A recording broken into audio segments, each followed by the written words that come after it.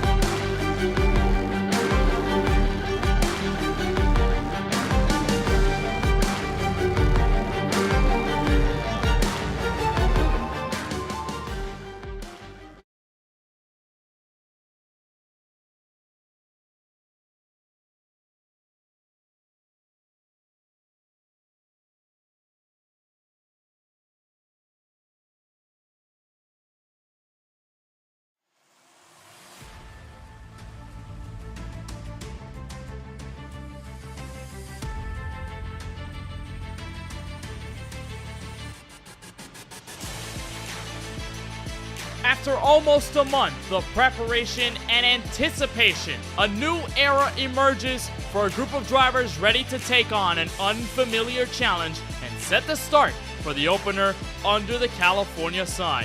Live from the virtual Auto Club Speedway in Fontana, California, we welcome you to the start of Season 6 and the Duels for the 4Wide Racing TJ's Team Series. 4Wide Racing strides into a new campaign, and for the first time, we're happy to bring you along for the ride here on the KBueno Racing Network, where alongside Francisco Bacallao in the broadcast booth, my name is Kenneth Bueno. The wait was short, but it has felt like a while, and we return to 4Wide Racing action with new twists and turns as we set the starting grid for next week's opener. Tonight, Francisco, what are the emotions like as we prep for a brand new season?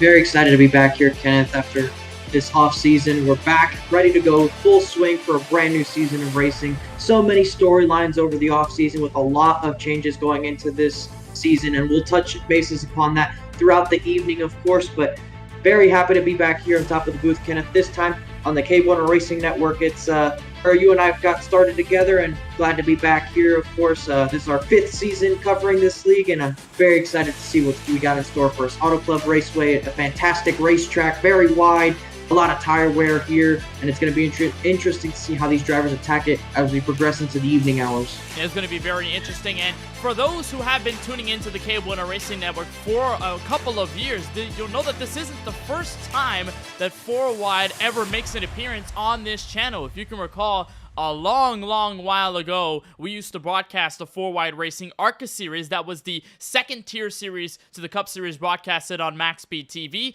But finally, we get to bring the main series onto the KBueno Racing Network, and we are very much excited. Now, there are many things to touch on before we get into tonight's duels. And of course, for the opening race next Wednesday night, we'll start, of course, with the schedule. And Francisco, a big shakeup. The league owner Tyler Murray and all of the admins decided to move the schedule around, put some tracks in different places, most notably tonight, Auto Club being the opener instead of Daytona from last season, and many different tracks either making their debuts like IRP or favorites like Homestead, Miami, Pocono, Talladega, all of those tracks returning for 2023 and 2024. Of course, we did touch bases on this schedule at the season finale, but now it's going to come to fruition. We're here at Auto Club to kick off our season with the duels, and of course, next week with the first points race. Then we move over to the Nashville Superspeedway very early on the schedule, much like it was before. But you don't see Daytona up until about the midway portion of the regular season. You see it there. 100 laps on November 8th. That's going to be very interesting, Kenneth, since it's been a while since Daytona has not opened the schedule. So I wonder how it's going to affect these drivers and how they go about their season, because it's very mental. You have to kind of mentally prepare for the schedule and what kind of races are at certain points of time. And and your point situation definitely plays a role in that. Of course, we'll have our 2-week Thanksgiving break, followed by a couple of races at Atlanta and Watkins Glen before we have our All-Star race at the North Wilkesboro Speedway, a 2-week break for the end of the year festivities before we return for our first race in 2024 over at the Darlington Raceway. And you mentioned IRP is making its debut this season. That's going to be very fun to watch. We return to Iowa, and Talladega will be the cut line race for the regular season instead of Daytona before we move into our playoffs, which consists of Chicago, Rockingham, Richmond, Daytona, Sonoma, Dover, Pocono, Phoenix under the lights, and of course the Homestead Miami Speedway once again is going to host that championship fight. But the thing about it this time, Kenneth, and this is another part of our big news, is that there is no elimination style playoff format anymore. It is going to be a little bit of a classic here, with the final couple of races being a shootout between those that make the playoffs.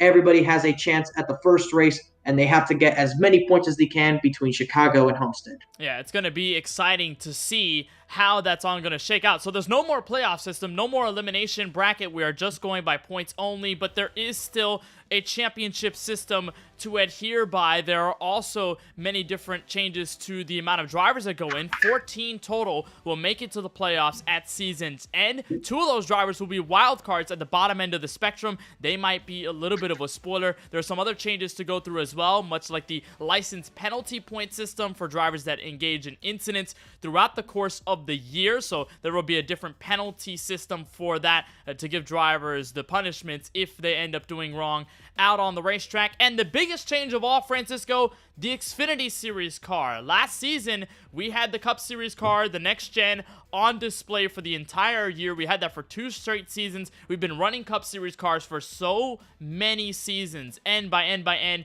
Now we have the Xfinity car, a very different machine.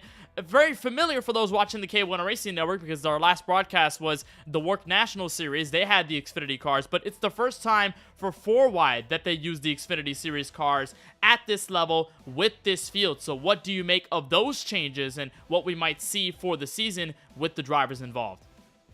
Yeah, arguably the biggest change is, of course, going to be the race cars we're using to give these broadcasts out. And you mentioned that it's the first time we use these vehicles, with the first 3 seasons of the series being in the Gen 6 Cup Series machines, and the last 2 being with the next gen Cup Series cars. And now we're with the NASCAR Xfinity Series cars, and each one of those 3 drive completely differently. Obviously, with the Gen 6, you had the super high downforce package with low horsepower at the speedways, and you had a pretty good amount of pack racing. The next gens, we see what they look like in real life right now. You get a little bit of spread out action, a lot of underbody downforce as well. So and the rack and pinion steering. So just a lot of things going on there with those cars. And then Xfinity Series cars is probably a return to the classic stock car that we know and love, of course. You got side force in there. You got the usual steering there that you can kind of use to kick out the rear of the car and drive it with the rear tires. A lot of people love it. And, of course, it's just a nice visual as well. When you look at these race cars, they really do have a nice, sleek view to them, especially these Supras. These are a personal favorite of mine. And I think these drivers are going to have a challenge on their hands. These cars are not easy to drive, but they're certainly fun. It's definitely one of the fan favorites on the sim, and I'm excited to see what the 4Y Racing Group can provide for us this season with these brand new race cars. We stepped into new territory with that next-gen car, but like you said, we go back to the more traditional stock car style of racing, at least behind the wheel with these Xfinity Series cars, as we watch Derek Rung and a couple of others put in their qualifying times at about 2 minutes left before we get started for the duels. Now, we'll talk about the track Auto Club Speedway. Not the first time it is going to open a 4-wide racing season, but we are going to talk about the structure of the duels, and it's similar to last season at Daytona. So instead of the traditional system that NASCAR uses for the duels, where wherever you finish determines where you start in the race, it's going to be every single driver registering for both Duel 1 and Duel 2. The average finish is going to decide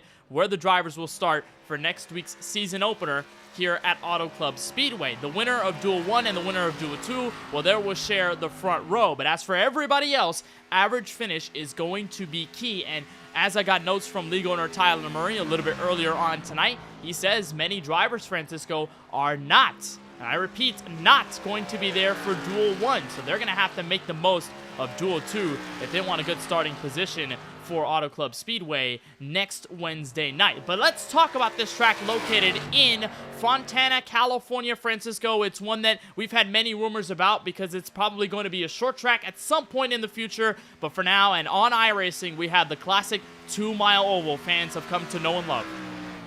Of course, we do the 2-mile oval, which was last won on by John Hunter Nemechek with these race cars back in February. And here on the sim, we get to keep it forever, which is honestly very fun to have. It's such a great racetrack, a fan favorite. It's very wide, but not too banked, unlike the Michigan Raceway. So you have a very wide corners, not that much banking. You can really get up there and run the outside. It's probably not as effective with these cars, just the way the handling and the tires work with the pavement here. But in real life, we've seen them being able to get up close to that outside wall and really run their way around here. But it's still very fun to run that line. I think guys will try and move around a bit. You'll definitely see multiple grooves being used, but I think most guys will try to stick to that middle lower line to make the most amount of lap time possible. Certainly for tire saving purposes, you'll see that since the draft isn't such a big effect now as it used to be with every previous race car we've had. So it's going to be interesting to see how guys will use that to their advantage or how it might work against them in certain situations, because that's actually going to be a big factor, Kenneth. It's how these cars, they don't have a lot of draft effects with them or side draft effects with them. So how people try to make positions or make any sort of advancements, it's going to be interesting to watch. It's going to be very different than the last time we were at Auto Club. But regardless, this track puts on a show no matter what cars you slam onto it. When we had the next gens last season under the lights, boy, that was a showdown. Tonight probably will be the same, and that could be said as well for next week's season opener. Drivers are on the starting grid behind the iRacing official pace car, so let's take you through the starting grid for duel number 1 of the 4-wide racing TJ's Team Series duels here from Auto Club Speedway. On the pole is the rookie Luke Knupp in the 45 machine with the fastest time at a 41.194. He's joined alongside by KBueno Racing teammate and rookie as well, Mikey Neal, on the front row. Good start for both of those drivers. Trevor Haley in the number 4, also making his first start in the 4-wide racing series. He starts third, and defending series champion Jaden Porter will make his journey known here. If he wants to go for 2 in a row, he brings that 28 Chevrolet to 4th on the starting grid. Rookie Ethan Fonseca Moreno, the Mexican driver in the number 43, starts inside the top 5. Patrick Thompson in the number 88 will be alongside him to close off row number 3. Adam Alashire returns turns in the normal 91 machine. AJ Green in the 48, known for the beef colors, is driving a Toyota this evening as he starts in 8th. TJ Bursky in the number 94 makes a return to 4-wide racing. He's joined alongside by Jesse Prees in the number 00 for the top 10.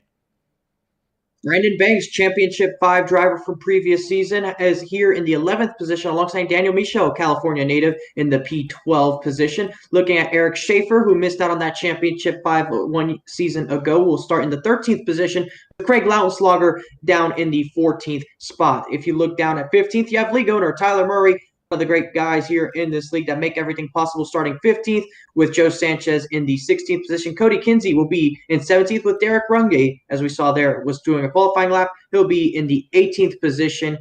And in 19th, we have Jason Hastings in that 49 machine. And Brady Cox making a return to the series. He'll be starting in the 20th spot. 21st goes to the number 71 of Curtis Kelly. Austin Reedy with a brand new number 34 is what he'll be adorning all season long for Murray Reedy Motorsports. He's got some work to do on the starting grid. He rolls off from 22nd. Ronnie Roberts is 23rd in the number 20 machine and joined alongside by Nicholas Vizzuti, driver of the number 75 car. Michael Newbraw will be in 25th. Jeremy Garrison drives the number 5. He will start in P26. CJ Munier in the 89 is 27th. Ryan Pandiccio, rookie driver in the number 63, is 28th place. Jeff No in the number 14 is 29th. Wyatt Brackett to round out the top 30. Looking at 31st is Lance Hill, and that one car for Trackhouse Racing is going to be in the 31st position, with Travis Anderson in the 32nd position in that number 24 machine. Looking down at 33rd is Christopher Bishop in the 42, a veteran in the series. And there we see in the, I believe we just had a scoring error there.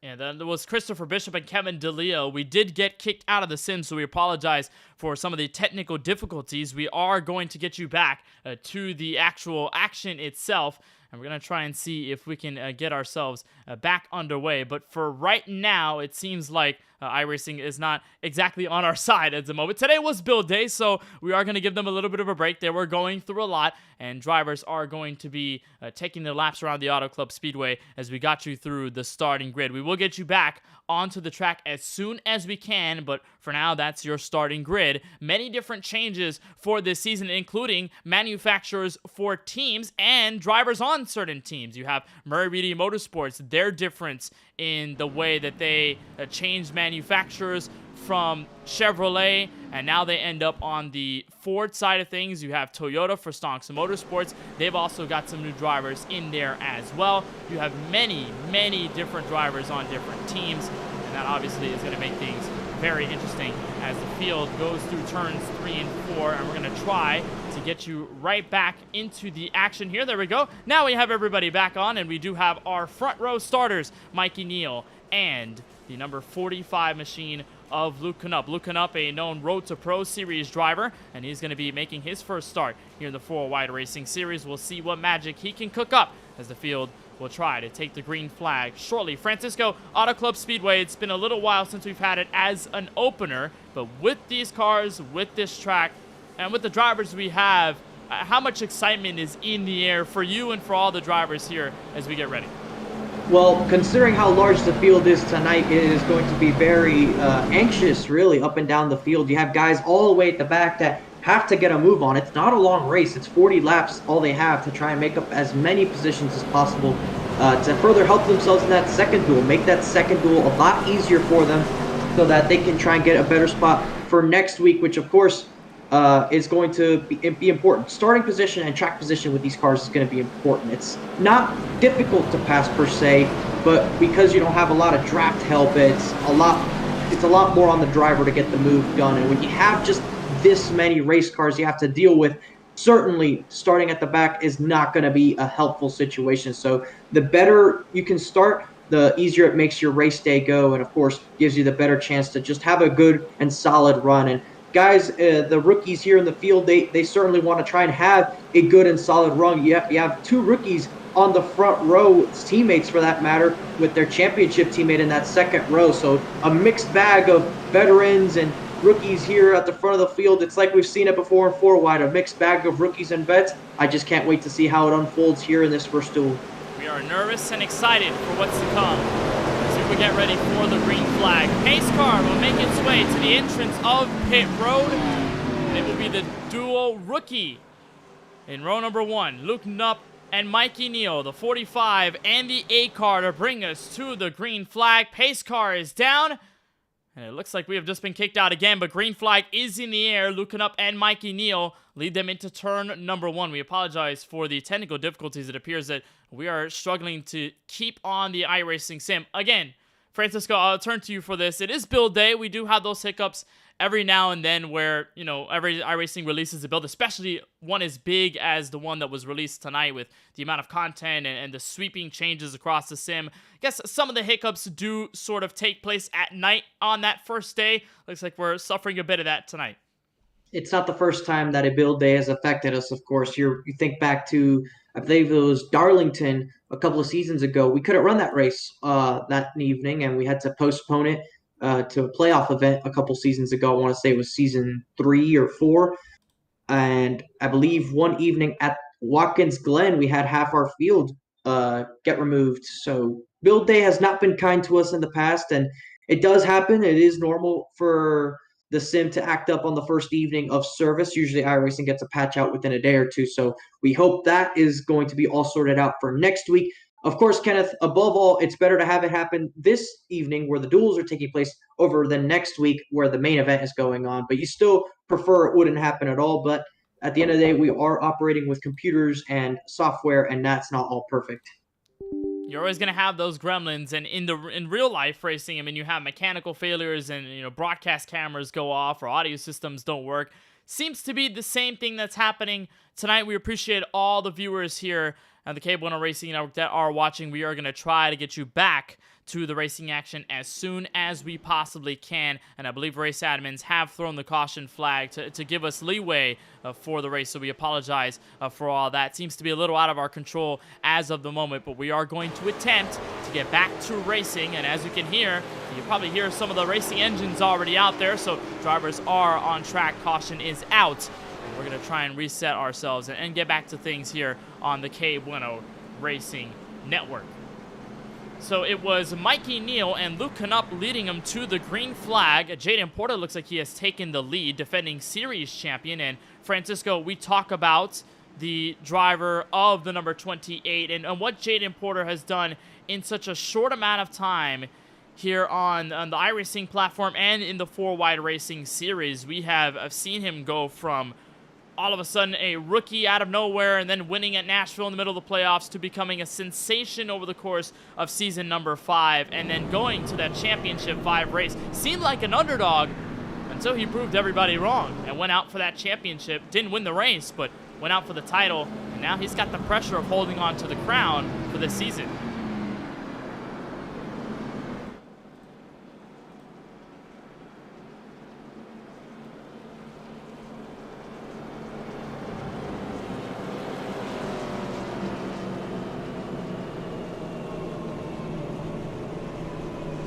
Caution is out here at Auto Club Speedway. We're trying to blip through the field, and it looks like some drivers are dropping out. It looks like we have dropped out as well, but it looks like we are under caution for an actual racing incident. The 24 and the 42, Christopher Bishop and Travis Anderson brought out the yellow flag, but it seemed to be perfectly timed with the way things have been going a little awry here at the KBueno Racing Network as we've been trying to get everything sorted out, but we are right now side by side behind the iRacing official pace car, and of course we will try to get back to some racing action.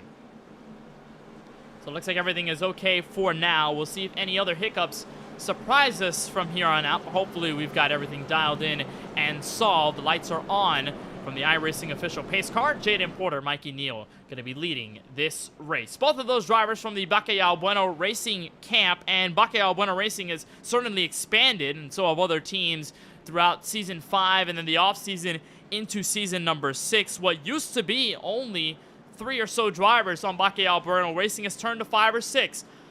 Jaden Porter, of course, bringing that championship home for the team about a month or so ago in July. And then Ethan Fonseca Moreno, a driver of the number 45 machine. And then you have Rodney Roberts, who used to be on the team. He has since moved out, but Mikey Neal, Luke Nupp have taken charge. looks like they are going to be near the front of the field as we have the lights off on the iRacing official pace car. We'll get back to action here from Auto Club Speedway. Speaking of Auto Club, we are racing under the daylight, not under the lights like we did last season. Here's a look at the weather conditions here in Fontana, California, and boy, it is hot. Just under 100 degrees Fahrenheit, track temp, air temp at around 90 degrees. Basically no humidity out there on the racetrack. Winds, though, a little strong, 9 miles an hour to the southeast. Current conditions are partly cloudy. More often than not, you'd see around 1 to 2 miles an hour in the sim. You won't really have the wind be all too much of a factor, but tonight could be a very big difference as we'll get lap number 6 underway of the 40 scheduled for duel number 1.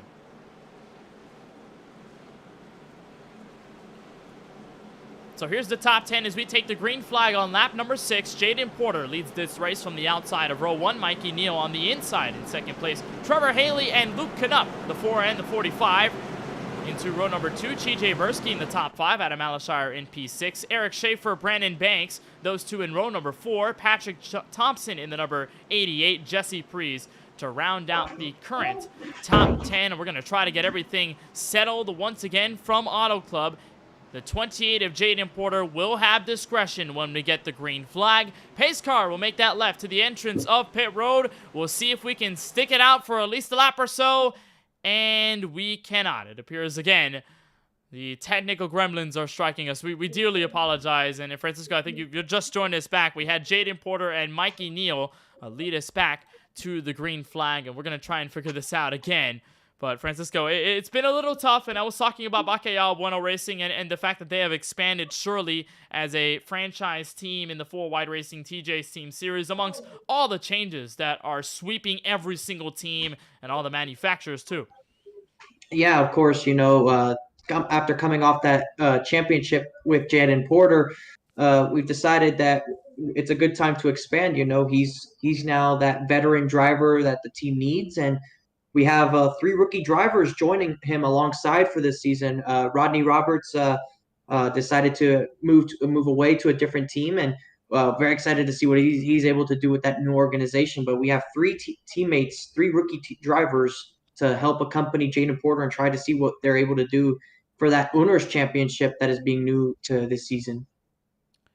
Yeah, with the team championship, we're going to have a bracket-style elimination format as well near the end of the playoffs. So teams are going to be fighting for every last spot that they can get when it comes to that team championship, and it's going to mean a lot. And speaking of teams, we do also have changes for Murray Reedy Motorsports. You remember the drivers that they had last season. Of course, they're still having Tyler Murray as the main captain of the ship. They still do have Kyle Benson. They still do have Austin Reedy. They have Tyler Warner, but they have brought in 2 new drivers. Christopher Bishop, driver of the 42, he joins their camp, and so does Craig Lounslugger, driver who has made multiple Championship 5 rounds. He's going to be joining the field, so that's going to be really exciting for them.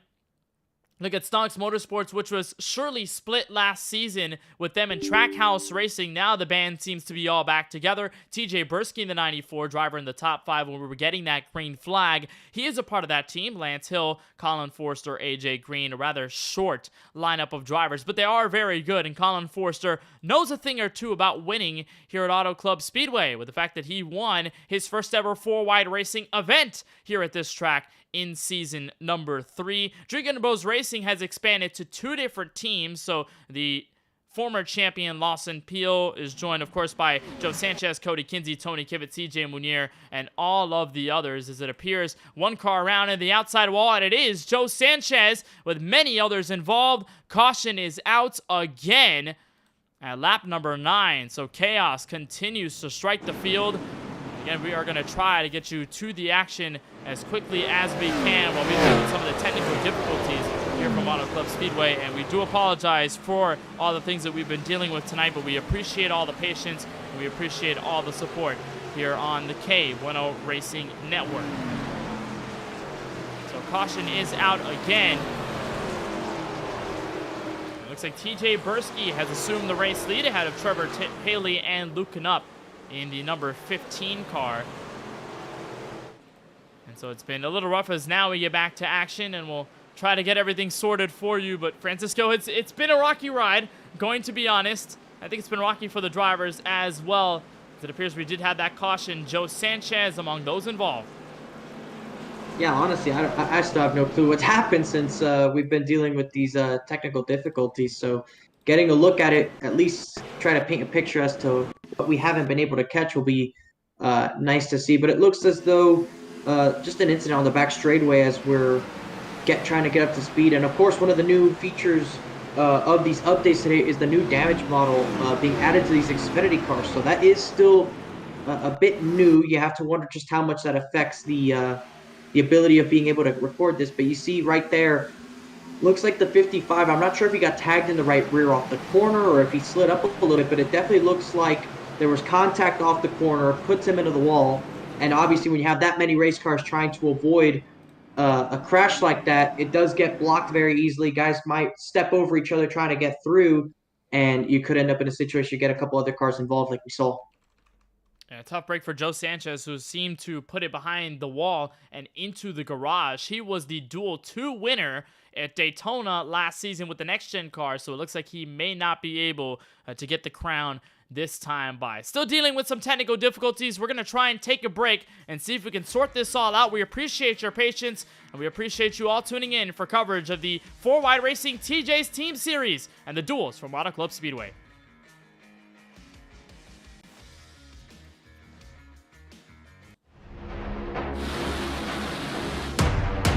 Who wins the race? Kerwin! It is Demi Olat, the sophomore!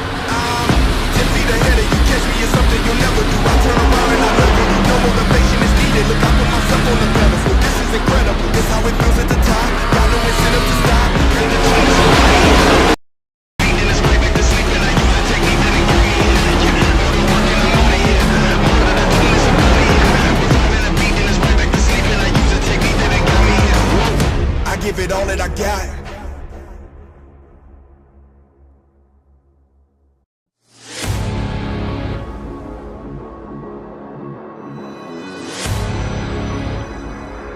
Wanted the best, you got him for a breast.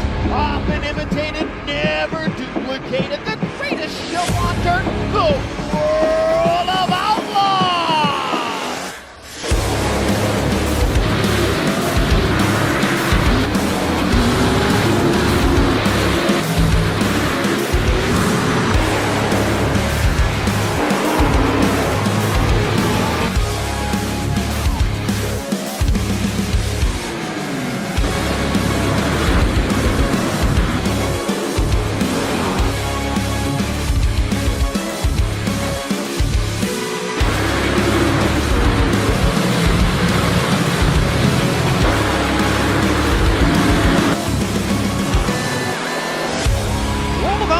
Dirt Racing will be available September 27th. Pre-order your copy today. Racing isn't easy, but experiencing it is. iRacing puts you in the driver's seat with the industry's leading sim racing game. Drive on laser scan replicas of the greatest racing circuits from around the world. Go head-to-head against other drivers chosen by skill-based matchmaking to ensure competitive racing at every level. Compete across all your favorite series. In officially licensed cars, engineered to deliver the most accurate driving experience possible.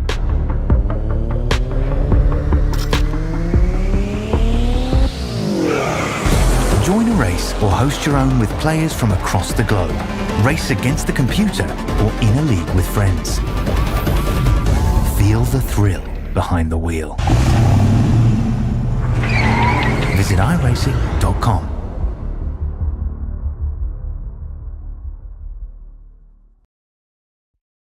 Racing isn't easy, but experiencing it is. iRacing puts you in the driver's seat with the industry's leading sim racing game. Drive on laser scan replicas of the greatest racing circuits from around the world. Go head-to-head against other drivers chosen by skill-based matchmaking to ensure competitive racing at every level. Compete across all your favorite series.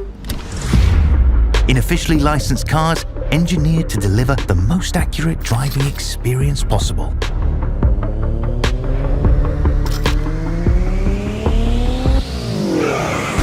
Join a race or host your own with players from across the globe. Race against the computer or in a league with friends.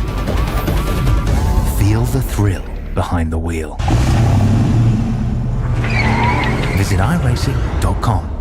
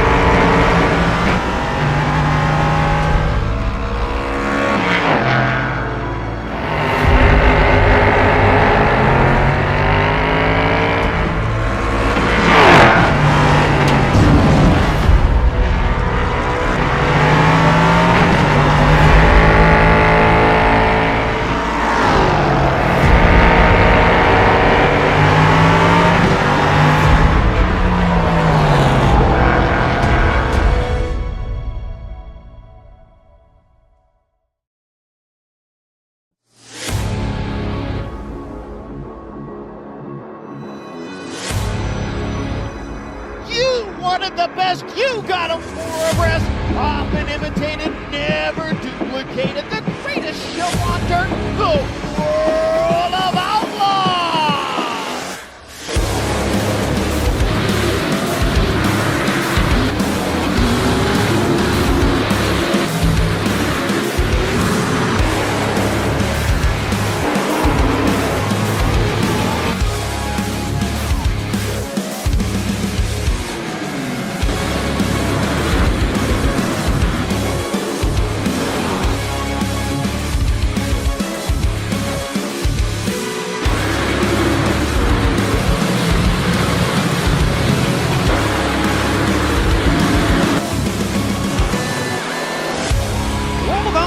Dirt Racing will be available September 27th.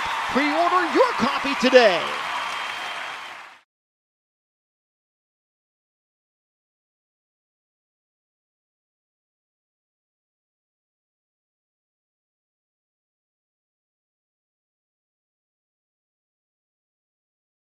Welcome back to coverage of the 4Wide Racing TJ's Team Series and the Duels from Auto Club Speedway. Kenneth Bueno and Francisco Bacallao to bring you the coverage here on the KBueno Racing Network. We continue to suffer technical difficulties with remaining in the iRacing session. We have been aiming to get you back on track for the coverage of the Duels. We are currently 16 laps of the 40 scheduled for Duel number 1. Leader, as of the moment, is Daniel Michel in the 25. We're going to stay on this screen for a little bit as we try and figure out all of the gremlins in the Duels, but until then, we'll try to get you back out on track.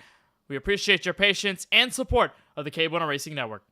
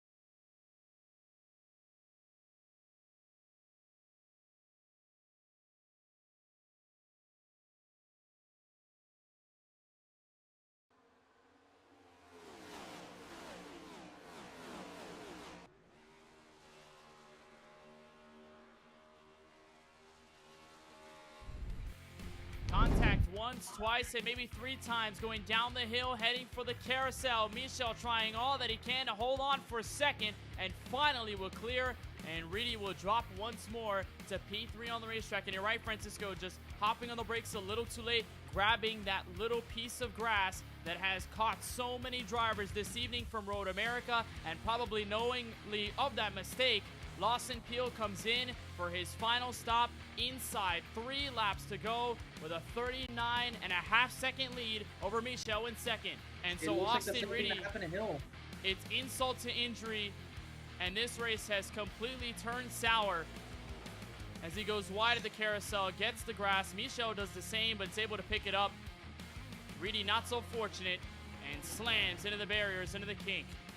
But exiting turn 3 on the Sargento Cheese Bridge straightaway is Lawson Peel in the 12 car. Started 24th at Watkins Glen, ended up with a race win on strategy and by raw pace. This time by starts inside, but he goes sideways, and he will go around at the entrance of turn 5. Remember, there's still roughly 10 or so seconds before Daniel Michel can get to the crime scene, but the 12 is around at the bottom of the hill, and here comes Michel. He might have just gotten lucky there, Lawson Peel, because there he is right there. Michel's trying to be aggressive. About a second or so short, Kenneth. That could have... For the 12 of Peel, we talked about mistakes. Peel's off again. Michel's going to take the lead. Peel is sideways. He may fall back to third, and Michel out of the race lead. For the first time. On the last lap. Can you believe it? We've talked about mistakes all night long, and Peel gets caught by not one but 2 crucial ones, heading for turn 5 and turn 7. Daniel Michel into the carousel for the final time. Daniel Michel comes off of the final corner, and in an unbelievable turn of events at Road America is going to capture his first 4-wide racing win. Daniel Michel to the checkered flag for the first time in his 4-wide Racing Cup Series career. Checkered flag for the California native. 2 laps to go from Talladega Superspeedway. A decent jump by your leader, Lance Hill. Jumps up top to block the run by the 71. He'll come back down low to block the 28's advantage into the first 2 corners, but we might be even door-to-door for the lead. We are on the back straightaway. Curtis Kelly to the front. The outside has a lot of momentum. Looks like the 13, the 16, they're all starting. Around AJ Green on the apron. Inside. He spins below the racing line. We're still green. Tyler Murray in a third.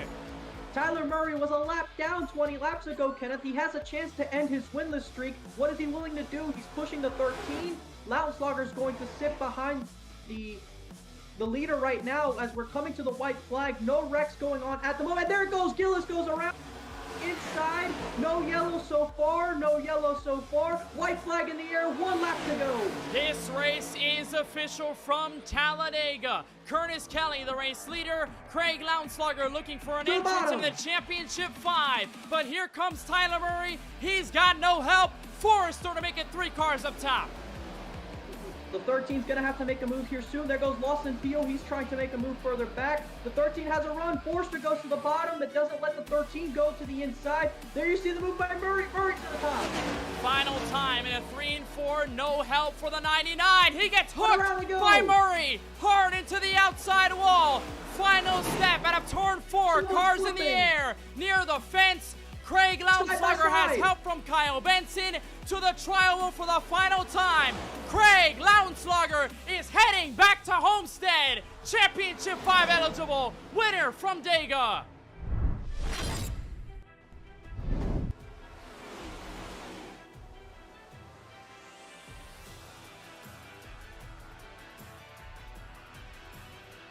A decent push by Porter. He'll get right to the back bumper of the 99, trying to clear him as best as possible. Bit of a swerve at the exit of turn 2 with the 3 and the 71. Bit of a cleaner restart, more organization in these 2 lanes. And that 3 all over the track, but he tries to get into turn 3 with a heap of momentum, but can't do it.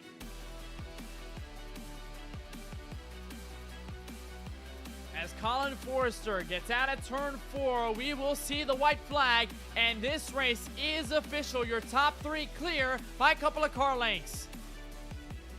Kevin D'Elia sliding his way into 4th. Couple of DBR guys around the back half of the top 10, and Eric Schaefer still trying his hardest to get to the front. He's going to back out. He'll go to the bottom. Big crash in turn 1. Christopher Bishop among those involved. Looks like Michael Newbraw also stacked up. Final time on the back straightaway. Here comes Porter Green to give support on the inside.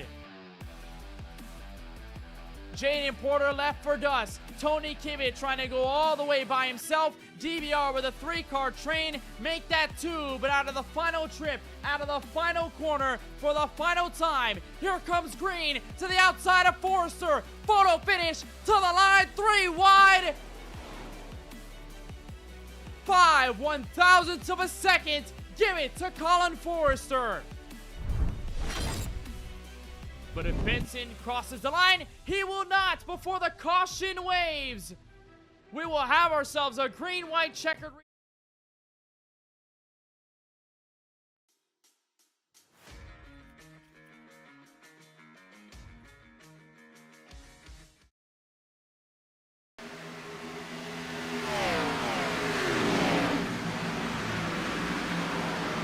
For those who are just tuning in, this is the end of duel number 1 for the 4Wide Racing TJ's Team Series. It looks like we are finally back underway. We appreciate all of the support, all of the patience, and all the understanding, and we were glad that everybody has been able to stick around. You were watching the top 5 finishes of season number 5, but we are back underway here from Auto Club Speedway. Kenneth Bueno and Francisco Bacquiao here to bring you all the coverage as it stands. TJ Bursky is your Duel 1 leader with 8 laps to go. Caution flag has just flown for what looks to be some action near the rear of the field. Some damage there to the 13 of Craig Lautenslager.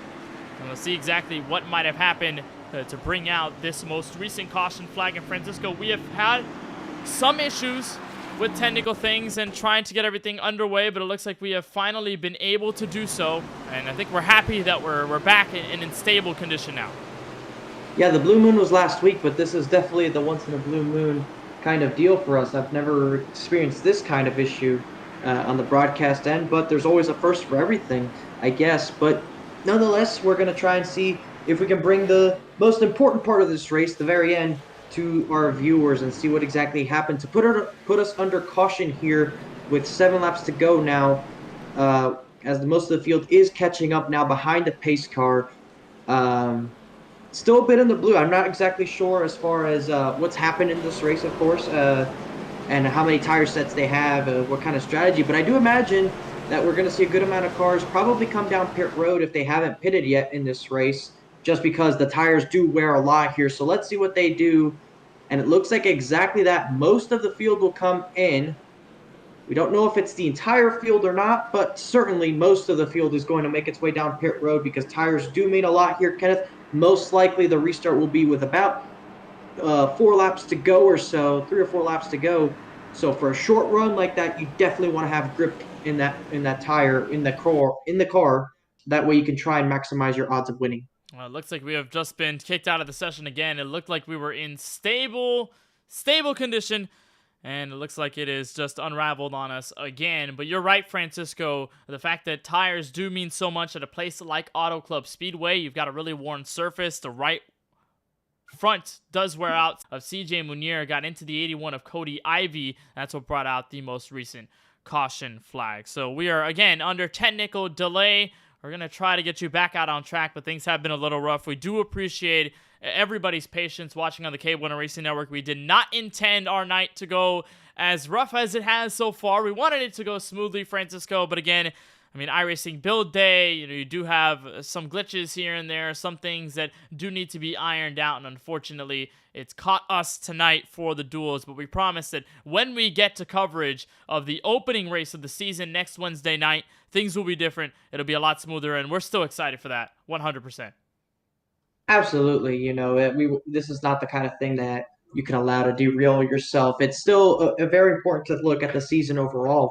Of course, tonight is just the duels, so in a way, it does kind of take away from that. It's not like we're missing out on the season opener or a critical event. While this is critical, it's not quite to the same magnitude as these other events. So at least it's happening on this weekend, not so much as the other ones, but you still would prefer it not to occur. But when you do consider the factors, like you said, the build day and all that sort of stuff, it makes sense, if High Racing has a history of this kind of thing, and it's not their fault. I mean, it is, but it's usually parts of the glitches and stuff that happens with software. You get something out on one day, something so large out in one day, it most likely won't be 100% effective that same day. So you have to probably give them a day or two to work it out, to see what kind of issues do arise, because most of the time when they do launch it, they don't know what exactly the issues are. It's until people start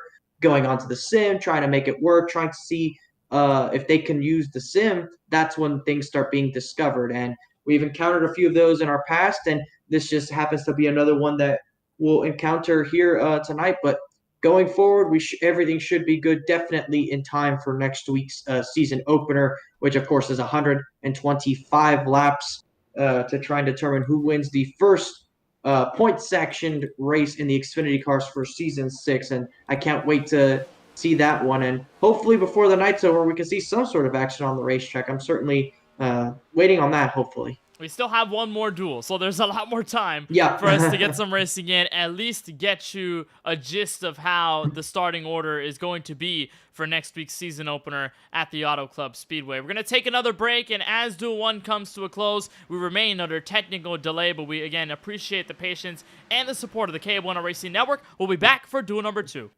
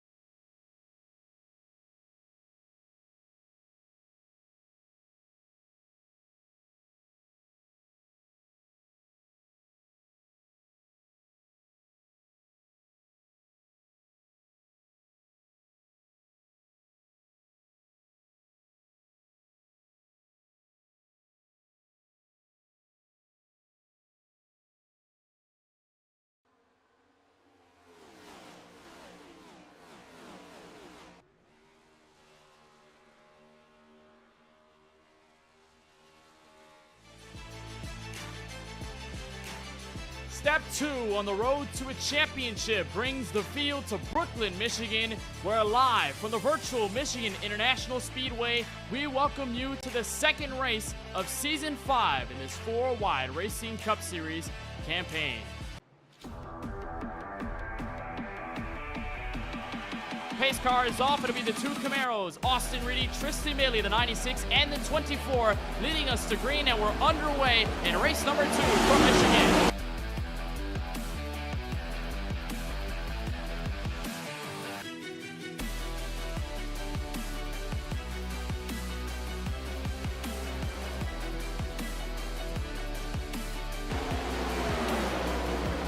I want to crash out of turn 2. Tony Kibbin around into the outside wall. What the fuck was that?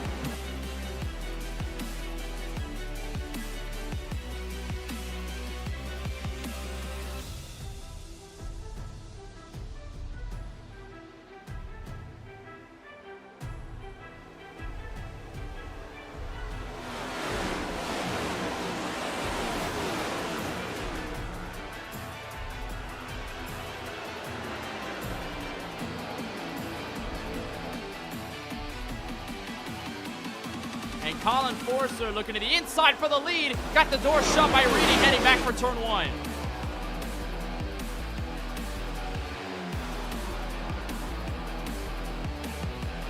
Now here comes Forster charging on the outside, and quick work, the 99 to the front of the field already.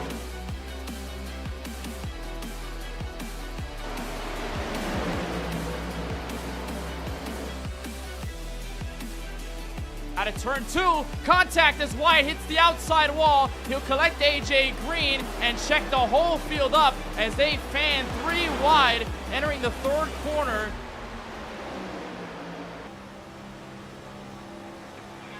Hill will smack the outside wall coming out of turn 2, so similar to what Shane Wyatt did a couple of laps back, so he'll drop forward.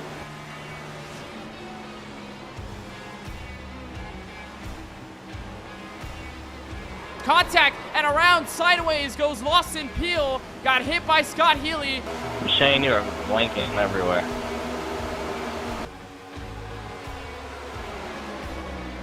Oh, and contact. It looks like Curtis Kelly might have gotten hit entering turn 1. And the caution out for the 2nd time on lap 11. And it's Curtis Kelly, the victim of the circumstance.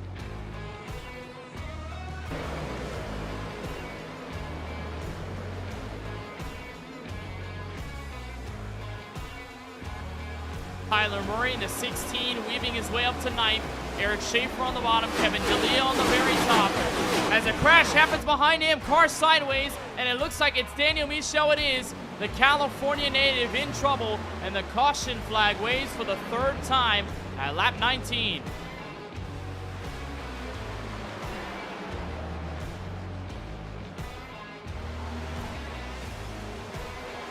Caution flag out again.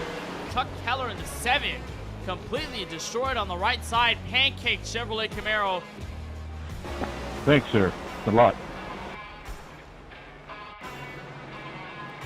And so Mark Harris, Alishire will be at the very front. Craig Launslager, Brandon Colley, 1st through 4th, all deciding to stay out. And it's Austin Riddy and Tristan Bailey, the most recent to come down for service. Back in row number 4. Green flag back in the air. Alishire with a huge jump and opens it up to 2/10 of a second entering turn 1, and Brandon Colley and Mark Harris going at it for 2nd.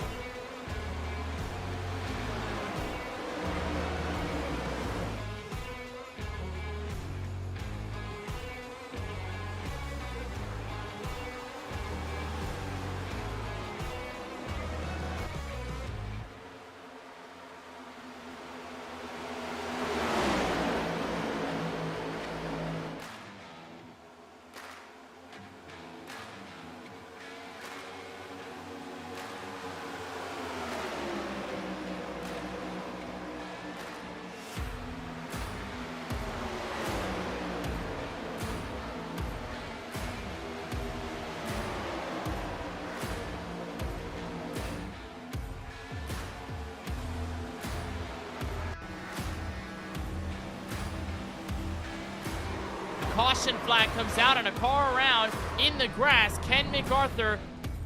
How many lanes you need?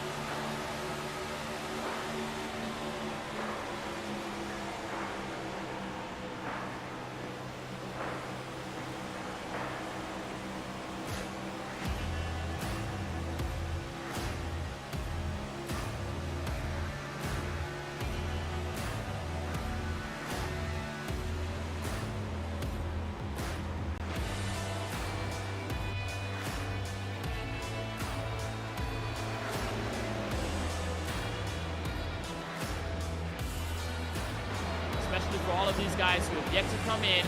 Here's Lawson Peel looking on the apron. Could that be a stop on a pit road? It looks like they're all going to hit the brakes. Bailey's going to almost slam into his teammate. Scott Healy checking up early.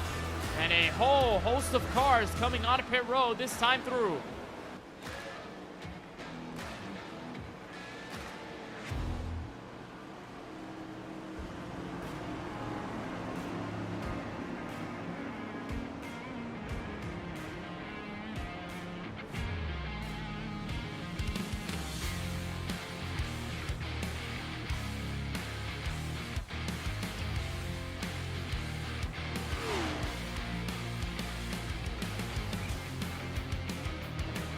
Crash on pit road.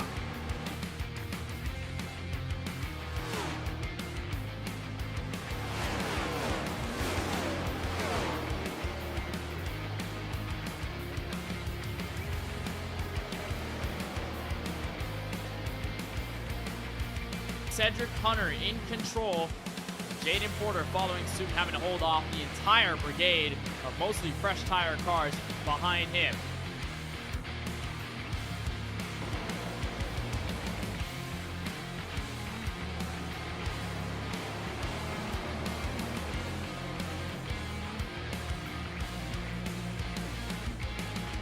Again, all single file. Bailey failing once more. And Reedy gets tapped by the number 12 of Peel entering turn 1. They're going to bleed off so much time on the back straightaway. And for the second time, we have an almost spin. This time, Peel getting into Reedy. Ooh, I about fucked up. I did fuck up. That wasn't fucking Chick-fil-A service. Motherfucker. Looks like Tristan Bailey also looking for win number 1 as he tries again and hit checks the 55, looking a bit more aggressive. Contact again out of turn 2.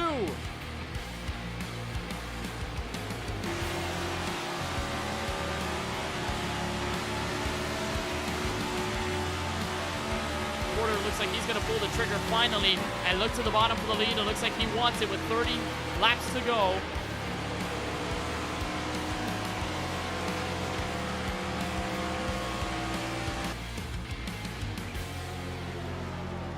Caution is going to come out at quite possibly the most opportunistic time for everyone. Pace car to the entrance of pit road this time by, and it'll be Colin Forster into the Geico restart zone with a head of steam. Can he lead him through what could be our final restart of the night from Michigan International Speedway? Green flag back in the air with 27 laps to go.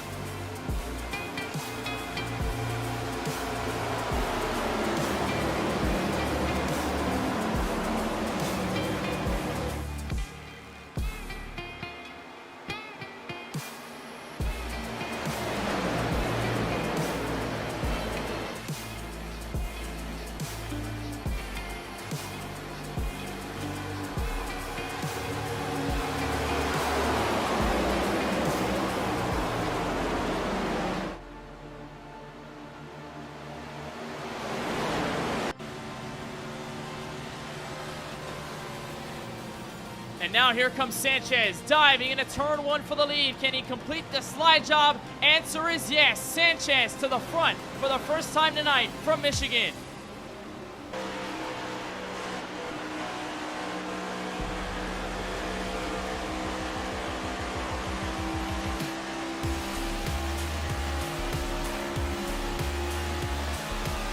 And Lawson Peel, with help from Jaden Porter, will surge to P1 to turn 1.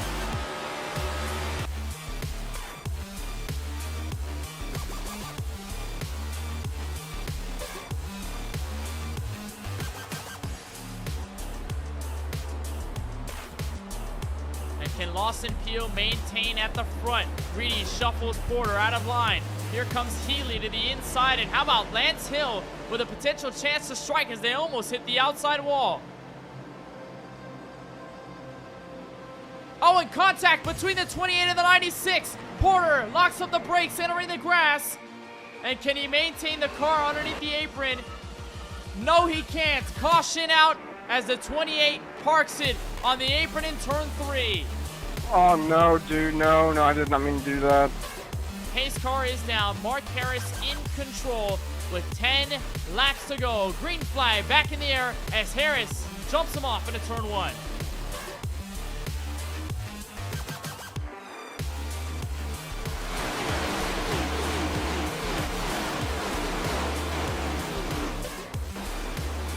And look at the discrepancy already showing. Kelly falling back on the inside. Here comes Sanchez and Peel to make it 3 wide for the lead out of turn 2.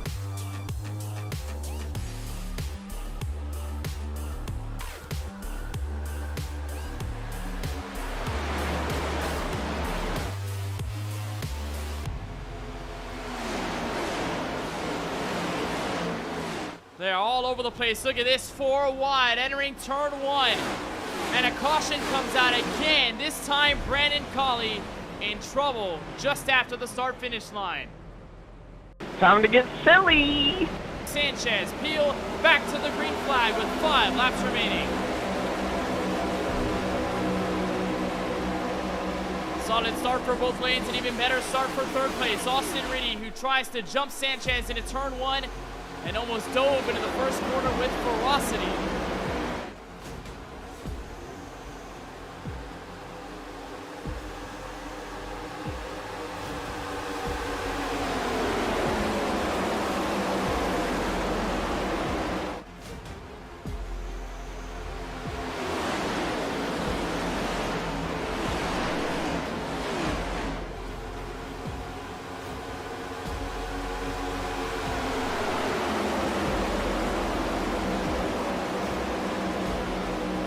But Lawson Peel looking to keep himself stable out of turn 4. He will see the white flag for the final time. Here from Michigan, can Austin Reedy do anything in the next lap or so to take away the race victory? Oh, and a big crash happening before they get to turn 1. And look at Scott Healy get to the inside for second. And that's going to be big to try and catch up to the 12.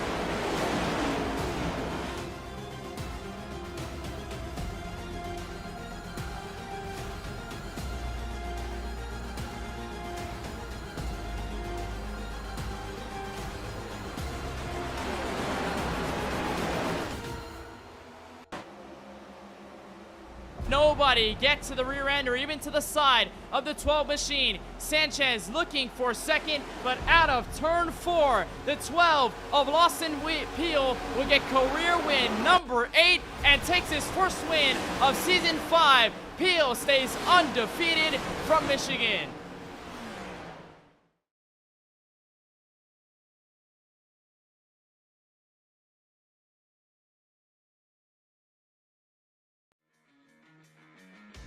Four wide returns to center stage with a brand new season. New questions, expectations, and anticipations becoming the main factor heading into race number 1. Tonight, we set the grid for the TJ's Team 250. We're live from the virtual Daytona International Speedway. We welcome you to coverage of the Duels at Daytona for the Season 5 campaign of the 4 Wide Racing Cup Series.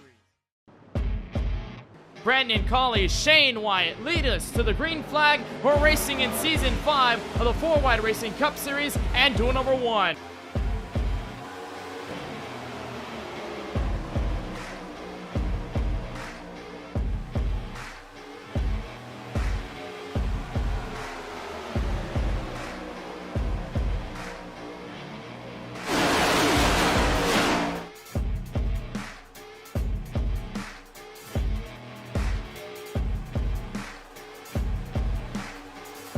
Look at how somewhat aggressive the field has been over the first lap or so as we cross the line from lap 2. Already a second pack developing near the rear. We'll keep an eye on that. But for the moment, it looks like the field wants to make sure the track position is at an utmost high. And Jesse Breeze getting a huge run out of turn 2. Help from Cody Kinsey to the outside. He'll go on Brandon Colley and to the race lead, or the dual lead, I should say. Jesse Breeze to the front, back to turn 3.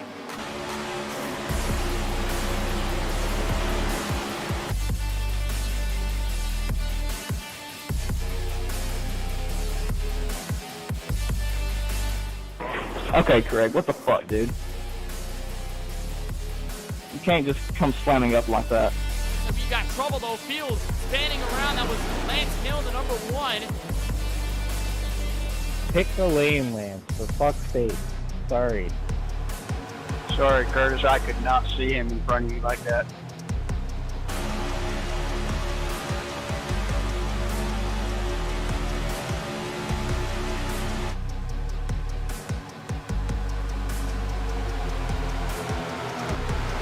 Hey, Curtis, we're just chilling back here. We're waiting for all of them to wreck. We ain't trying to push it. Big checkup and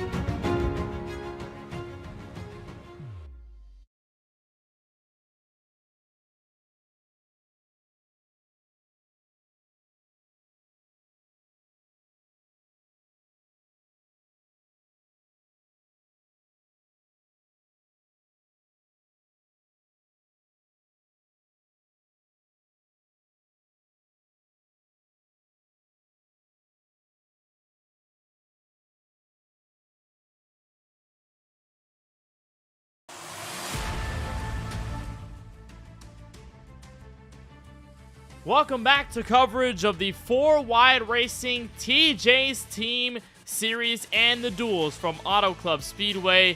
We appreciate all of the patience and the support here on the KBueno Racing Network. We try to get coverage of Duel 1 underway. We're back here to try and go at it for Duel number 2. We're alongside Francisco Bacalhau in the broadcast booth. My name is Kenneth Bueno, and Francisco, while we didn't really get to experience the full racing scene of Duel number 1, hopefully, and I mean hopefully, we can get in Duel number 2 without a hitch and try and decide the drivers and where they will start for next week's opener for Season 6. Knock on wood and have some prayers up here to try and see if we can watch at least one of the 2 duels here tonight. But yeah, Kenneth, just been a night plagued with some technical difficulties. Hopefully this second duel gives us a bit more of luck in order to try and be able to watch the event and see what exactly goes on. For those that weren't able to see exactly what happened there in the first duel, your top 3 finishers were TJ Bursk, Eric Schaefer, and Luke Knupp. Those are the unofficial results of that first duel, their top 3 at least. Of course, when we get an opportunity to share the entire full field rundown, we'll try and get those to you at some point.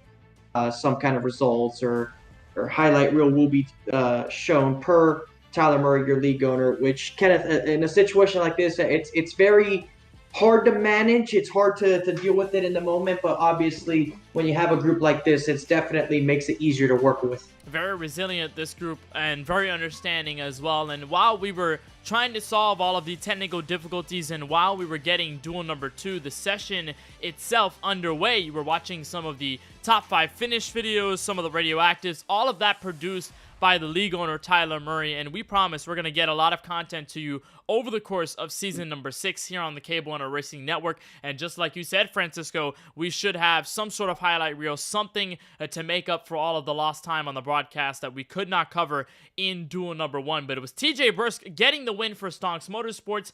Now we are just around 47 seconds out from getting to the starting grid of Duel number 2. And one thing that you will notice is that the sun has dipped down a little bit, almost to horizon level, Francisco. The first duel was under the daylight, pretty much like noon, early afternoon. Now we're in the evening time, going right underneath the lights here at Auto Club Speedway, which should elevate the grip, probably should elevate the chaos that we'll see over the 40 laps.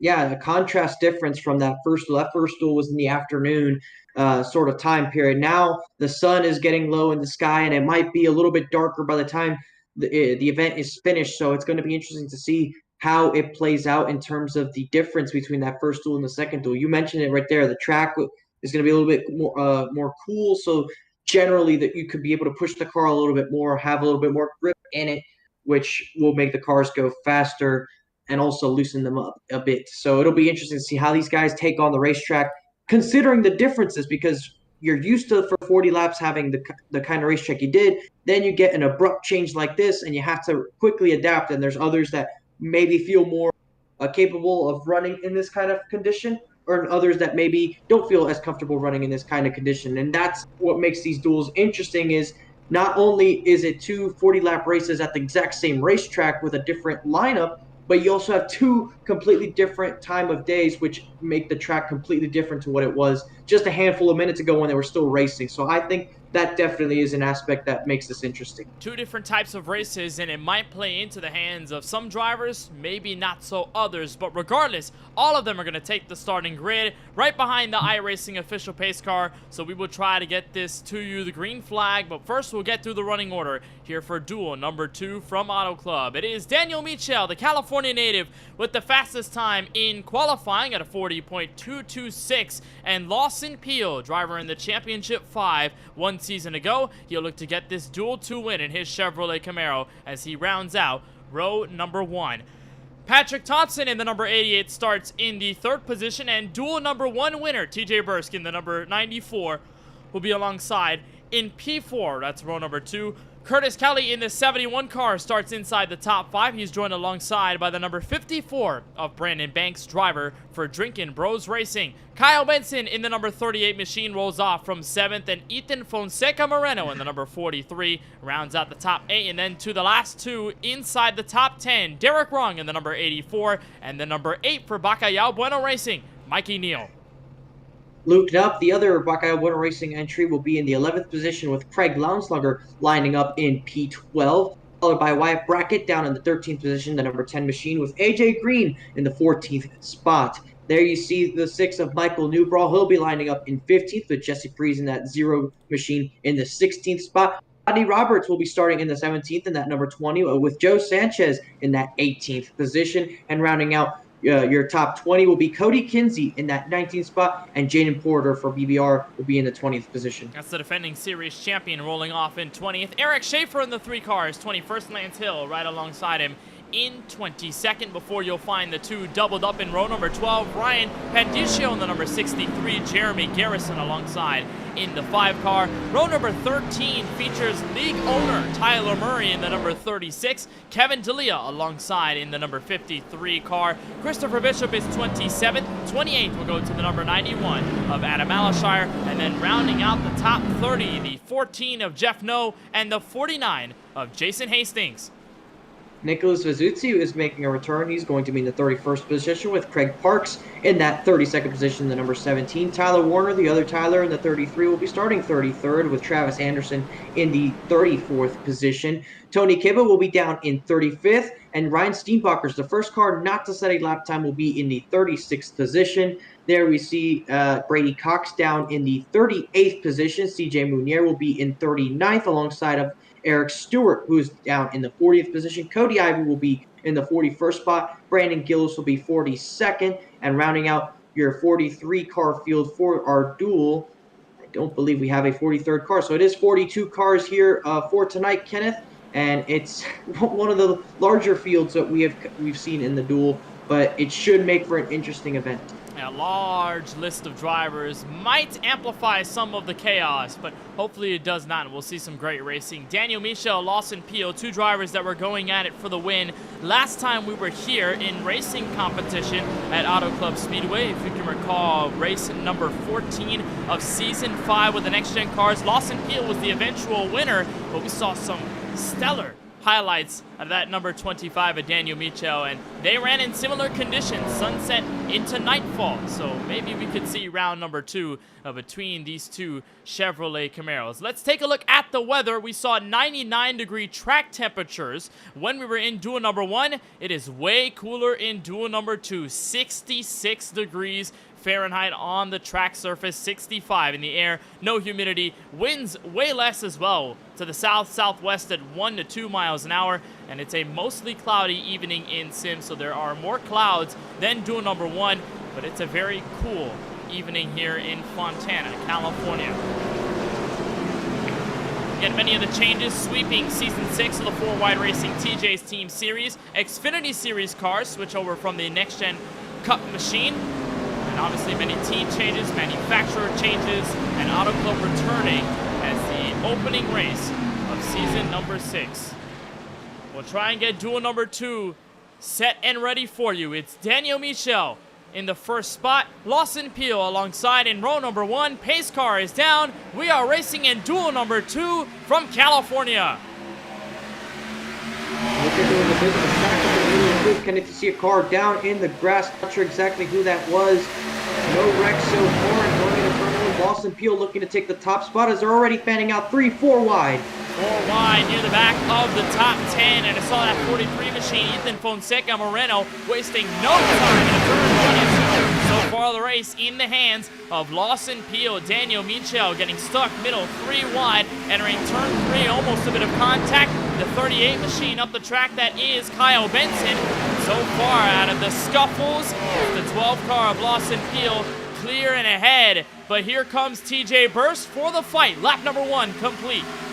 And he'll lead that first lap there. Duel 1 winner will edge out Lawson Pio for the top spot. He'll get clear in the turn 1 and look behind them.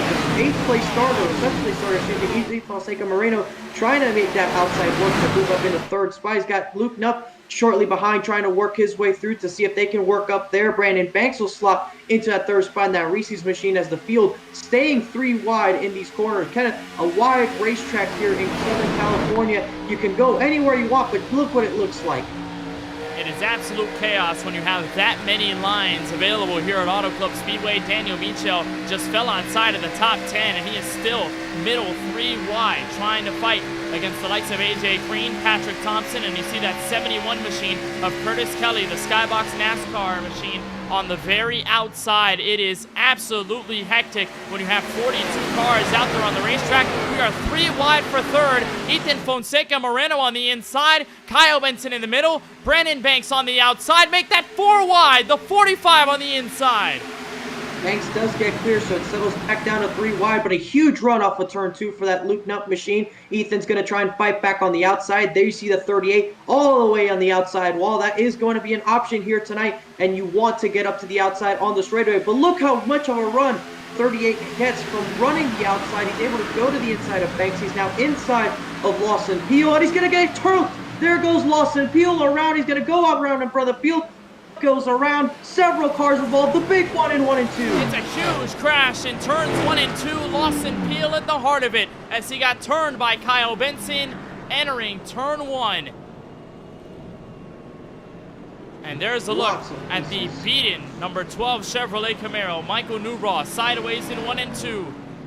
As others try to recover, caution is out for the first time on lap 4, and it's the leaders that kick it all off. And you can see there, Kenneth, with that new damage model, so many pieces of the race cars just sitting there on the racetrack. So it's going to take a while to clean all of this up. But let's unpack what we saw. We saw that 38 get a huge run off the corner, and he took advantage of it. He wanted to be aggressive, and it looks like right about here, he gets hooked from behind with Brandon Banks. Not exactly the 54's fault, just kind of offline from the car in front, and it just manages. And look at that shunt that the 0 gets from behind, catapults the rear of the car into the air.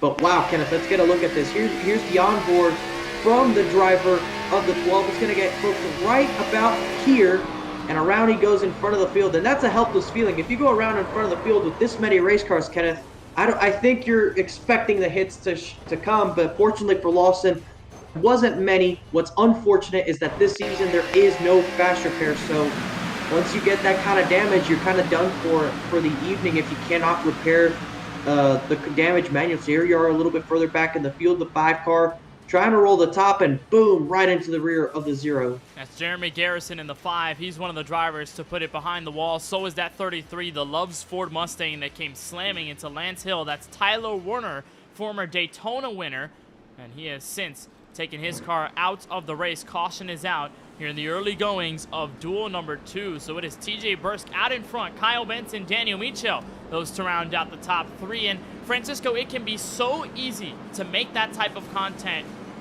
here at Auto Club Speedway, just because, I mean, you're racing close quarters. Draft is so very important that you make that little minuscule move. All of a sudden, you're making that contact, and you're creating such a huge piece of carnage. Kyle Benson, obviously no intent to wreck Lawson Peel there, but as soon as you make that contact, it is almost impossible to get away, and it causes a big wreck. But I will say that these cars don't have as much of a draft physic as the next gen or even the Gen 6s had, so you don't exactly have to get as close to the other cars when you race them. Of course, you try to arc your corners better, but there's no aerodynamic advantages for yourself trying to put someone in that position. Of course, at this point it's second nature with these guys. They're used to doing it for 3 years now, but they're going to learn with these cars that there's not much you can do. If someone gets a run, you can't just side draft them and stop their momentum. They kind of are able to carry that all the way down until you apply the brakes for the next corner. And I think that right there is an example of that. I think maybe the 54 Banks thought he can side draft Benson a little bit, kind of pull him back a little bit and see if he can restrict his progress, but that's not exactly something you could do with these race cars.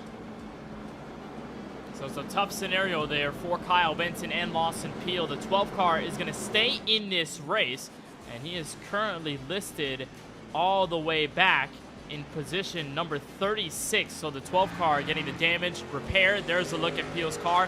14 of Jeff No among those on pit road. Jaden Porter. You see what appears to be Ethan Fonseca Moreno, driver of the number 43. Picked up a lot of damage in the crash. In turns 1 and 2. Caution is still out here from Auto Club Speedway. We are ready to get things sorted. Lights are off on the iRacing official race car. We'll look at some of the sweeping changes coming to the 4-wide series for 2023 and 2024. There are no more playoffs. We do not have an elimination style format. We will instead go for a regular style points format to decide a champion for the year. We do have 2 wildcard spots available for the 2 drivers in the back half of the top 14 that make it to the postseason. There's a license penalty point system that will punish drivers for getting into incidents throughout the year. And of course, one of the biggest changes is the Xfinity Series car. We talked about it just a moment ago, that switch from the NASCAR Next Gen Cup car that we were used to for about 2 or so seasons, now switching to a more traditional style of stock car. No more sequential gearbox. You just got a manual H-pattern, which a lot of drivers are very happy to see once again. You've got some actual side force. You don't have a racket pinion steering system. No flat underbody. It's just a pure, old-fashioned 5-lug wheel stock car that many people have come to know and love. And we are doubled up, ready for the restart at lap number 8 of 40 in duel number 2. So far, it has been tough to stop driver 94, TJ Bursk. We'll see if anybody else can beat him to turns 1 and 2. His car will make that left to the entrance of pit road. Restart indiscretion of that Chevrolet Camaro. He'll hop on the grass, and we are back under green from Auto Club. And a very good launch for the driver of the 94. He's able to get way out there and have a sizable advantage going into turn 1. Kyle Benson settles up into the 2nd spot. And there you see a battle away for 3rd place with Daniel Michel on the inside, trying to see if he can make a move potentially on Benson. Won't be able to do so. So now they'll be side by side as Derek Rung will now find himself up into 4th. Michel almost strikes the wall off of turn 2. That'll invite the 84 to move up.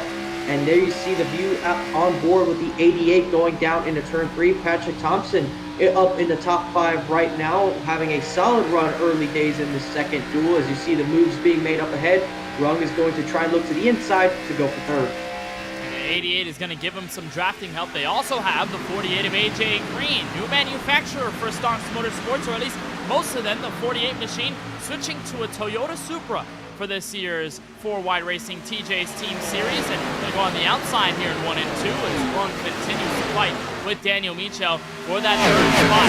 Way more calm this time around, Francisco. I think the field got the memo. Don't go 3-4 wide so early on. Don't be that aggressive, because you might end up causing the big one. And it looks like for now, 2-wide racing seems to be the general consensus, maybe 3 wide. Benson takes it all the way to the outside in turns 3 and 4, and Burst catches the outside wall. Benson's going to have a run on him because he ran that outside lane, and there he goes to the inside. He's going to be side by side, even with him going into turn 1, starting to nose ahead. We'll see just how much he sends it to the bottom, because now Burst up to the high side and see if he can get a run. If he stays on the outside of the 84, he has a chance, but the 84 will move up and shut that door down. He'll get a push down the back straightaway instead. We'll see what he does going down into turn 3. Does he look to the inside? He won't. Try and see if he can back off, but defensively the 38 goes to the bottom, and look, the 25 sending it down to the inside on a bit of a dive bomb there to go 3 wide for the lead. It won't work though, as the 38 and 84 stay side by side, but it will give the advantage to Benson, who'll clear for the race lead. Well, Benson had the only bit of drafting help going down the front straightaway in the form of TJ Burst, because Derek Rung nor Daniel Michel had any form of support coming out of turn 4, but the 84 is going to stay there. He almost makes contact. Now he gets spun by TJ Burst on the back straightaway. He will go down to the apron, and it's a single car spin, but caution flag is out regardless. Other drivers trying to slow down and not get into each other. And it's a rather harmless spin for the 84, but it will bring the field to rest at lap 11. And you can kind of see that coming from a little bit of ways, Kenneth, because of that pinch action that you saw with Benson going into turn 1. So you see the 84 tries to keep it on the inside of that 38. The 38 kind of not giving him a lot of room, but still giving him enough space to have. But the 84 pushes up the racetrack, doesn't want to get into him, will check up. The 94 does not check up enough, and around goes the 84 run. Well, great job by Run to keep it out of the inside wall. He was slow enough to stay out of it, but a great job to save the car regardless. Didn't get any bit of damage there on the back end of that Supra, regardless of the contact. But that will completely demoralize any sort of track position that he had built up in the duel, which obviously is going to matter. That's why we host these duels. We'll take a look off the rear end here of driver number 84, Derek Rowan into 1 and 2, and it's just that checkup there for Benson. You don't want to hit him off the exit of the corner. There's a driver right behind you. It's sort of an awkward sandwich, and right there the contact is made. Nothing that Run can do. There really isn't much he can do because he did his part in trying to stay off Benson, but unfortunately it just kind of triggered on behind him with the 94 not being able to slow down in time to stay off of him. So it's just a racing deal that kind of happens here at Auto Club and most tracks that are of this style. But there you see, crucially, a lot of these guys are coming down on the pit road. There were some guys that pitted in that first caution. We'll see if any of them stay out, but general consensus across the field is going to be 4 tires and possibly some fuel. You can play around with the fuel for handling purposes because you should be able to make it the entire race on a tank of fuel, especially if you take any bit here. So I think most of these will be tire calls with intentions of just getting some fresh rubber and trying to get some grip. And you see some guys maybe going with 2 tires. It looks like the 45 of Luke Knupp will win the race off pit road, Kenneth, and a possible 2-tire call there as he did come down pit road the most previous yellow. Looked like a fuel call only, though. 5.5 seconds for Luke Knupp, and the same goes for Tyler Murray in the 36. Both of them at 5-second stops. And everybody else at 14.5, 15 seconds. So no tires, it appears, for both the 45 and the 36. And they're going to be the 2 that will lead us back to the green flag restart. Now, Francisco, we didn't really get to cover Duel 1 all too much, but from what I gathered, there were a lot of people that came down pit road under these cautions, even though there were a lot in the first duel, and tires obviously mattered a lot more under the daylight when you're scorching at 110, maybe 100-degree track temperatures. But now that it's a little less severe heat-wise, is there a little more of an incentive to still pit, or do you think it's maybe a little less and you're able to save them a little more? The temperatures won't skyrocket of the tire, but the wear still exists here. The surface is just so abrasive that the new tires will mean a lot. It won't fall off as much, meaning you probably won't be as slow in the long run as you would in the day, but certainly the difference between, say, a fresh set of tires and lap 10 tires is still a striking difference that if you run a couple laps under the green flag, if you're able to pit for new tires, it will make an astonishing difference. I think that is still going to be a factor regardless of whatever track temperature the racetrack's at. We've seen before in late race restarts how much tires can make a difference, and I mean, you make a great point there. Despite the fact that it is cooler track temperature-wise, tires are going to matter a lot. Now, the question resides with these 2 at the front, whether they're going to survive here. They're going to stay here for a while because they don't have that tire advantage. Everybody else third on back does, and while it isn't a lot, it is still noticeable.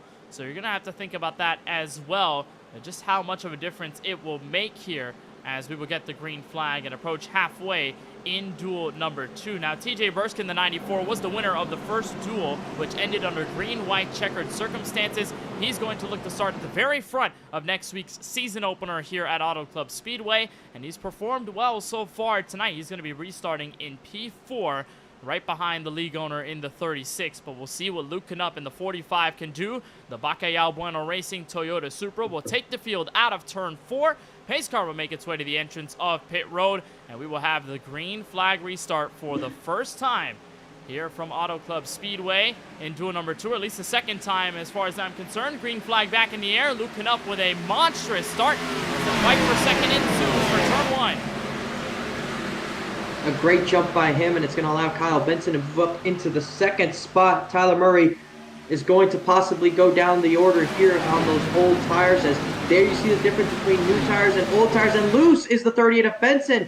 Cold tires on that 38 machine. He just changed them, but you see the effect of cold tires. He gets very loose, 3-4 wide going down the back straightaway. The 45 will keep the top spot. AJ Green now into the third spot with the 48, AJ Green and Joe Sanchez battling away that third spot. So Tyler Murray actually successfully able to hold on to second, and it's the 45 of Luke Knupp leading the field. And caution is out again. Looks like problem at the rear of the field. I'm trying to figure out exactly who might have been involved.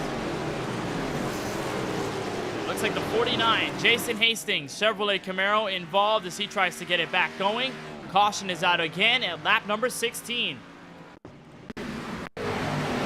me if you're going to look exactly what happened here, but when you get this many cars on the racetrack, Kenneth, there's bound to be trouble somewhere, and it looks like he got loose off the corner, and in a similar fashion as what we saw in the previous wreck, the car behind just unable to see it in time and check up in order to prevent hitting him from the back, and fortunately the 49 goes around. So here we are with the onboard, and he's going to get loose right around here. He's correcting, and it looks like he probably would have it saved, but unfortunately just a domino effect once again. The car behind just unable to slow down in time and gets into the back of the 49, spins Jason around. Fortunately for Jason, he didn't hit the wall or anything for that matter, so he still has a clean race car. Sort of similar to the incident we saw with Derek Run in the 84, where it's just a bit of getting loose or maybe just getting tight at the exit of the corner. It's a very awkward place on the track when you have traffic behind you, and then they don't have enough time to react and slow down, so they get into you, and then you go for a spin. That's exactly what happened to the 49 of Jason Hastings. The good thing between the last two cautions is that they did not pick up any damage, so they will be able to continue, but shot tires and lost track position are going to be the biggest negatives out of all of that as we get through to lap number 17. And here, Francisco, it can be surprisingly easy with these cars to get it loose. More often than not, you'll see drivers get understeery and hit the outside wall because they're carrying so much throttle. But when this car does not have as much downforce as, let's say, a next-gen car or let's say a NASCAR truck, you're going to have moments where those rear tires are going to slip. You're going to go sideways and it catches you off guard. I can only imagine that it probably happened that way to Jason Hastings. He thought he had enough grip to get through the corner, just a little eager on the gas pedal. Car stepped out sideways and caused the pandemonium of the spin.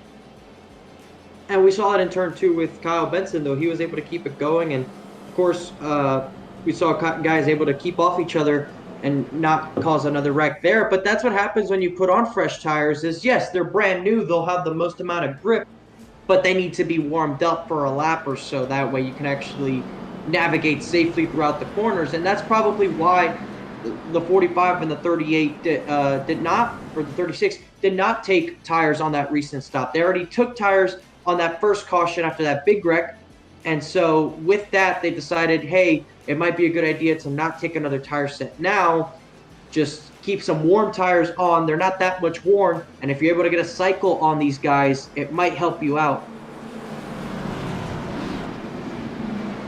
And it looks to be working for them right now with the older tires, but we'll see how they fare on this next restart. A pair of different drivers behind them. AJ Green, Joe Sanchez now occupying the second row. Good to see the 55 of Sanchez up inside the top 5. Duel 1 did not go his way. We saw him involved in a crash on the back straightaway in the mid portion of that race. And the Paul Setup Shop Camaro now in contention and around halfway in duel number 2 to keep himself here and possibly get a win, much like he did last season at Daytona. But the field will be led by the rookie Luke Knupp, Road to Pro driver in 2023, into round number 2 of that Road to Pro qualifying iRacing series, that eNASCAR ladder to get to the Coca-Cola series. And Luke Knupp happily joining KBueno Racing for this year's edition of the 4Wide Racing TJ's Team Series, and sporting a beautiful patriotic car. So he'll take him to 3 and 4. You see the rookie stripes on the back end of that Toyota Supra. He's been making noise so far, so has Ethan Fonseca Moreno in these first 2 duels, and they've got the veteran Tyler Murray right on the outside in a brand new manufacturer for Murray Beatty Motorsports, a Ford Mustang for the first time. So pace car will make that left once again for pit road, and it's all on Luke Knupp to bring us back to the green flag. Sun has set here at Auto Club Speedway. We'll see if the fireworks continue to pop up every now and then. Green flag back in the air. Good jump by driver 45. Murray going to get the push by Joe Sanchez. Never mind, he darts to the bottom of the racetrack to follow AJ Green to turn 1. Green should have that spot now going into turn 1, and he will. He is clear for the position. So Joe Sanchez sticking to the bottom. The 45 will move down to try and cover that off. Murray able to stay to the outside of AJ Green, though. Sanchez will try and help Green, but now he'll move up. Top 5, top 6 kind of breakaways. You see a little bit further back, that 94 first, trying to make a move for that 5th spot as AJ Green will dive it down the inside. Murray trying to get to the outside of your leader. He's going to wash up quite a bit, and here comes the 48 right to the inside. Will he have help from the 55 behind him? Answer will be yes. They'll bring in the 94 of TJ Burska as well, and you bring in Craig Launslager to make it a 5 or 6 car breakaway back to turn 1. Murray's on the outside if you're a leader. The 45 were 3 wide. 3 wide, but it should quickly become 2 wide as the 45 will clear Murray, but AJ Green is to the inside, and with the momentum off the corner, the 45 will get clear once again, but expect the 40 to dive it back down to the bottom. Looks like Murray tried to give the 45 a shot going into turn 3. AJ Green now trying to take the top spot away. He is almost clear off the corner. He won't quite get it. The 45 still on his corner, and the yellow flag is out. That means AJ Green will be the race leader. AJ Green crosses the start-finish line out front. Caution flag is out. And there's trouble for Brady Cox in the 78, the bright yellow Camaro. See the damage there on the left rear. And that's out of turn 4. Looks like that's where the problem started. We saw the 14 of Jeff No on pit road with a damaged car. We'll see exactly what might have happened here. They did involve some others as well. So this was in 3 and 4, Francisco. See the 63 of Pandicio there, the 78. And tagged by Cody Ivey. It looks a bit odd there, you know, just how deep into the corner the 81 went. And there you see Ethan Fonseca Moreno kind of sliding in there, involved as well. So a couple other cars got a piece of this. We'll see if we can get some onboards here. But there you see, once again, the 78 kind of goes down to the corner. He's well ahead. And the 81, I don't know, he probably misjudged just how deep in the corner he should have gone. And there you see the 14 comes driving in there as well. The 43 and the 24 looks to have had a separate incident on their own whilst trying to avoid it. And that's what led them to spinning. I don't think they hit anything. But let's see what happened there between those two. So there you see the 43. He's behind the 89 of CJ Munier. So he starts checking up when he sees this. And it looks like he gets hit from behind, it seems, by the way the back end aggressively came around. And the 24 probably got into the back. You see the damage there on the back of the 43. He can repair that. But a close call there for the driver of one of his home tracks.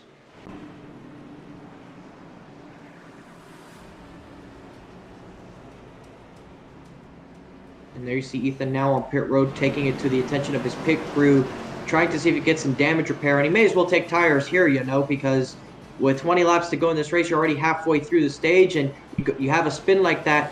Sometimes putting brand new tires on it, even though when you know you're going to be at the back, it just helps you out and can definitely put you on the attack. If you're going to be that far back anyways, put some brand new ones on and try and go get some spots. Trio of rookies involved in that incident. You mentioned there Moreno, but also Jeff No has been taken out of this race with the heavy hit that he suffered in 3 and 4. Travis Anderson in the number 24 also involved in the incident. We're going to get used to hearing those names quite often. Anderson, Moreno, Jeff No, they're going to be a part of the rookie class here for Season 6. And here's a look at the beautiful black, white, and light blue TJ's team Camaro. So sporting the series sponsor, Travis Anderson is for the year and for tonight's duel.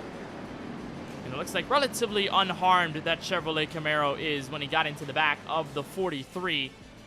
And it'll be AJ Green, though, all the way at the very front with Luke Canup ready to lead them to green. We'll wait for the iRacing official pace car to flicker those lights off and might get a restart at around 17 laps to go. But Francisco, we are not having long runs at all, and Duel 1 showed us that we had a lot of yellows, a lot of carnage, so you did not have a lot of time to make a statement under green flag circumstances.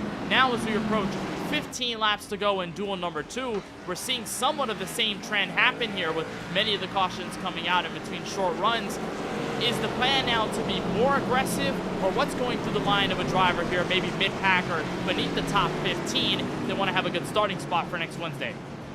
Well, the race was short enough to begin with, so the intensity was always going to be there, try to make up positions. But when you throw on top of that a lot of yellows because of the aggression to try and get to the front, it just amplifies it even more. So I think it kind of doubles down the intensity these guys are facing. You have a situation where there's not much green flag running, so you have to be more aggressive to gain even more spots because you don't have that many opportunities. So now that we're in the second half of this second duel, definitely look for some of the guys to try and stay aggressive and try and gain those positions. You have to. It's such a large field, Kenneth, that if all of these guys are able to race next week, you're talking about a potential 40-car field, and We haven't had too many of those in the past, but when you do, it's not easy to work your way through the field. It's not a super speedway. Yes, it is a large racetrack, but it's not like Daytona or Talladega where you can just work your way through the pack. It's not that easy. It's much easier said than done. You have to be very timely, work your way through the field, and definitely still keep out of trouble because that can lurk at every corner as we've seen here tonight. And Tyler Murray, league owner, also mentioned that due to some of the difficulties of drivers turning laps in Duel 1, we probably would have more than 43 cars show up for the opening race of the season next Wednesday night. But we still have so much to decide. 17 laps to go in Duel number 2. Restart back to turn 1. Luke Knupp and TJ Burst going at it for second, trying to catch up to AJ Green. Luke had a solid enough restart, but the 94 had a better one. He was able to get to the outside and now moves his way up into second with some forward momentum, trying to see if he can chase down that 48. There you see the 36 of Murray get by Luke Knupp, and now the 55 of Sanchez is going to dive it down to the inside and see if he can take that 5th spot away. As you see further back in the field, a lot of side-by-side and 3-wide action in the middle of the pack. Well, you can say anything, but the strategy for both Knupp and Murray has been working so far to stay out and to have those 5.5-second pit stops. It's giving them track position, not necessarily the dual lead outright, but to be inside the top 5 is certainly a blessing considering everybody else took 4 fresh Goodyear Eagles. We have a huge battle developing and around the back half of the top 10. Patrick Thompson in the 88, Kevin Talia in the number 53, that's Skybox Supra behind the Subway Camaro, trying to fight against Eric Schaefer. This is for 8th. And there you see the movement of 3, the 45, diving it down to the bottom, 3 fly just in front of them as that's Murray trying to get, or yes, it is Benson actually trying to get all the way to the outside, and he does, getting around, and there goes the 84. Runge spins to the inside of the racetrack, hard contact to the inside wall, but he's off the racing track, so no caution. No caution waves here from Auto Club. We'll keep tabs on that 84 of Derek Rung. A hard hit to the inside barrier near pit road. Here comes the 94. TJ Bursk with a huge run out of turn 2. Will he make anything of it? Yes, he will. Battle for the lead in turn 3. He's been making that bottom work, and there you see Green takes notice of it. He's going to try and pinch him down to the inside in 3 and 4. The 94 could wash up the track here. They'll remain side by side. Look out for that 38. He should get a run off this corner. And there you see trying to chase each other down the racetrack. Again, these cars don't have that great side draft physics, but if you're able to do it just right, it could pay off for the driver on the 36 to close in. Well, drafting help is going to be monumental, so whichever driver Tyler Murray picks to push ahead, it is going to quickly decide who's going to control this race. With 14 laps to go, we are battling as well inside the top 5. Multiple drivers 3 and 2 wide. And how about Luke Knupp trying to force his way through the field again? Almost contact there with the 3 of Eric Schaefer. The 13, Craig Lauenslager on the outside as Green and Burst continue to tussle for the race lead. They're just unable to clear one another, and they're fast enough to stay in front of the 36. If you remember Murray on that alternate strategy, he doesn't have the same kind of tires as they do, but he's staying right there, and that goes to show just how much they're slowing each other down with this battle. Murray, I think he sees this going on in front, and he's content staying where he is. He wants to capitalize in case something were to happen. Well, he knows that if these two continue to go side by side, he is going to stay there, but the problem could arise with Kyle Benson and Joe Sanchez running 4th and 5th right now. If they make a statement on Tyler Murray, he's going to have to rush quite a bit to catch up to those top 2. Now have settled out completely, and TJ Bursk in control with 12 laps to go, trying to hold on for a 2nd straight dual win. Caution flag is out, and a big crash on the front straightaway. The 43's around on the front straightaway, taps the wall on his way forwards, but several cars go spinning across the infield and the front straightaway here at Auto Club. Several cars parked in the grass. There you see CJ Munier involved, Michael Newbroll, a couple other cars involved as well. We'll get a look at it and see exactly how we ended up in this situation with so many cars wrecked on the front straightaway. And it looks like there was trouble off turn 4 on separate occasions. We'll try and see if we can piece together exactly how this occurred, because it looked like it was several different things going on at once, so it's going to take a while for us to unpack this. We'll see here from the view of Ryan Pendicio, one of the rookies here for Season 6 of the 4Wide Racing TJ's Team Series. You see him slowing down already, so the caution came out. Up until that point, Ryan Steenbachers gets hit from the rear 88 of Patrick Thompson involved. So was the 81 machine. It looked like there was an incident ahead of all that. That's why they were all down the racetrack. So a couple cars went spinning prior to that, and that's what led to the wreck avoidance. So let's see what happens up here. There, I believe that's the 43. I believe on the screen. There you see the 76 gets hooked right there into the 45 of Nuff. Nuff goes spinning across the racetrack, gets clobbered right there.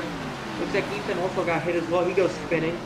So several cars go spinning across the racetrack, Kenneth, and then a separate incident occurs with the drivers trying to avoid. And it's like I mentioned, when you have this many cars on the racetrack, if a wreck happens close enough to the front of the field, not only does the wreck itself occur, but you have a really good chance of a separate wreck happening from the wreck avoidance. So there you see the 88 of Patrick Thompson was in 3 wide, and he looked like he had a little bit of space to the right, but was trying to give to the 45, but in the process gets into the right rear of that car to his inside, and that's what sends him spinning around. And that took a lot of drivers out too. Two of the KBueno Racing Toyota Supras get heavy hits off of that. Cody Ivy with significant damage. You see Patrick Thompson there, the starter, in second right now with a bunch of damage on the front end.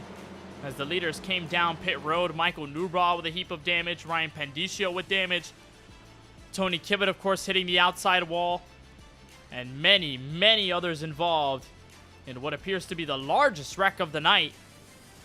If you don't count lap number 1, you're in duel number 2, and we will approach 10 laps to go with the 25 of Daniel Michel out in front. Well, that was a big hit. And again, Francisco, we talk about how this track is so wide, so massive, but again, the close quarters are there. You are inches away from each other. One little mistake is going to take some drivers with you, and especially on the front straightaway when everybody's slowing down and there's a bunch of miscommunication, you're going to have those instances happen. And unfortunately, it takes a lot of drivers out of this duel, and they're going to have to work pretty hard if they want to be up at the very front next Wednesday night for the opening race of season number 6. We're going to completely toss around this field. It's going to be Daniel Michel and Patrick Thompson, row number 1. Adam Alishire and TJ Bursky will be in row number 2. Tyler Murray top 5 with AJ Green alongside. Then Kyle Benson, Joe Sanchez, Eric Schaefer, and Craig Lownslugger for the rest of your top 10. Francisco, what happens here on this next restart? Are we seeing another caution before we end this one? The answer is yes. It is quite simply going to be yes. There's been a lot of chaos here tonight. And you get to a track like Auto Club, we talk about how wide the racetrack is, and it is extremely wide of a racetrack. But when you get into a situation like we just saw on the front straightaway, all of a sudden, instead of seeing a track that's like 80 feet wide, you feel like you're at Darlington. Yeah, it feels very narrow. And I guess it makes sense that you made that reference since you were over there at Darlington earlier this weekend, or the past weekend, for the NASCAR weekend. But it does feel rather narrow when you make that contact, and especially when you're 3 and 4 wide. But it's typical of racing here at a track like Auto Club Speedway. 9 laps to go when we get this next restart. Daniel Michel, the California native, looking to be at the front of next week's season opener. Patrick Thompson, despite the damage he suffered on the most recent caution, is going to try to bring that Subway Camaro to victory lane in the second duel. Pace car is down. The field gets into the restart zone. A big stack up on the inside lane. But regardless, we're racing. And that happens from people trying to guess when that leader is going to go, Kenneth. If too many people try that, they start hitting each other in the front and rear bumpers, and that could cause some trouble. So far, possibly just front end to rear end contact. Nobody actually goes around, but a good restart for Michel. It gives him the gap he needs to try and manage this. As there you see Patrick Thompson inside of 3 wide with AJ Green at the very outside. Adam Alishire's in the middle with the 55 of Joe Sanchez, and Tyler Murray in the 36 shooting the gap in the middle. You see that 36 trying his best to get through the field and almost got into the 55 coming out of turns 3 and 4. We are still door-to-door for P3. TJ Bursk has cleared for second. And the question stands, Francisco, can he go 2 in a row in duels? He was fighting for the lead with AJ Green before the last caution. Can he catch up to Daniel Michel in time? We'll see. There's definitely going to be a tire difference there because, remember, the 25 did stay out, and these guys did come down pit road, so it should be a little bit more glaring than the previous strategy call we saw by the likes of Tyler Murray and Luke Nuff. So we'll see once the 94 gets there what happens. And there you see a move down on the inside. He goes all the way to the top of the racetrack to try and defend on the straightaway. They'll be side by side off the corner. No, the 94 actually clears him off of turn 4, slides up in front. Michel's going to try the crossover, but just does not have the momentum to get back in front. He's side by side going into turn 1. We'll see what he does, but if he tries to hang it out there on the bottom, you just can't help but think that something's going to happen. And there you see, slides up in front right on the bumper of the 94. He actually gets into the wall. Here comes AJ Green. AJ Green to the inside. He'll bring the 55 of Joe Sanchez with him. A beautiful crossover by TJ Burst to take the race lead again. Contact with Michel and Sanchez in 3 and 4. It'll move the 25 up the racetracks, allow the Murray machine to get through as Sanchez up the track he goes as well. Benson now trying to join his teammate in this battle. And look at all the cars here on the edge of the top 5, in the top 10, trying to battle for position. It is an absolute free-for-all. Back to turn 1, and a big surge by Joe Sanchez might get him to second if he can get in front of that 48 machine. He has not been able to do so far. Car in the outside wall, that's Kyle Benson. We are 3, almost 4 wide on the back straightaway for the top 5. Michel down low, 3 wide, 2 rows deep at Auto Club. And there's a slow car there on the bottom that almost got in the way. Not sure exactly who that was, but it's 4 wide momentarily there. Off of turn 4, car in the wall once again. It's Benson. Several cars get in, and around goes to the inside. The 82, the 13, Craig Lautenschlager. They're off the racing surface, so no caution. And that was the 53 of D'Elia going sideways in the grass. Here comes Joe Sanchez. A peek on the inside for second on AJ Green. And so far it is not working with 5 laps to go on the backstretch.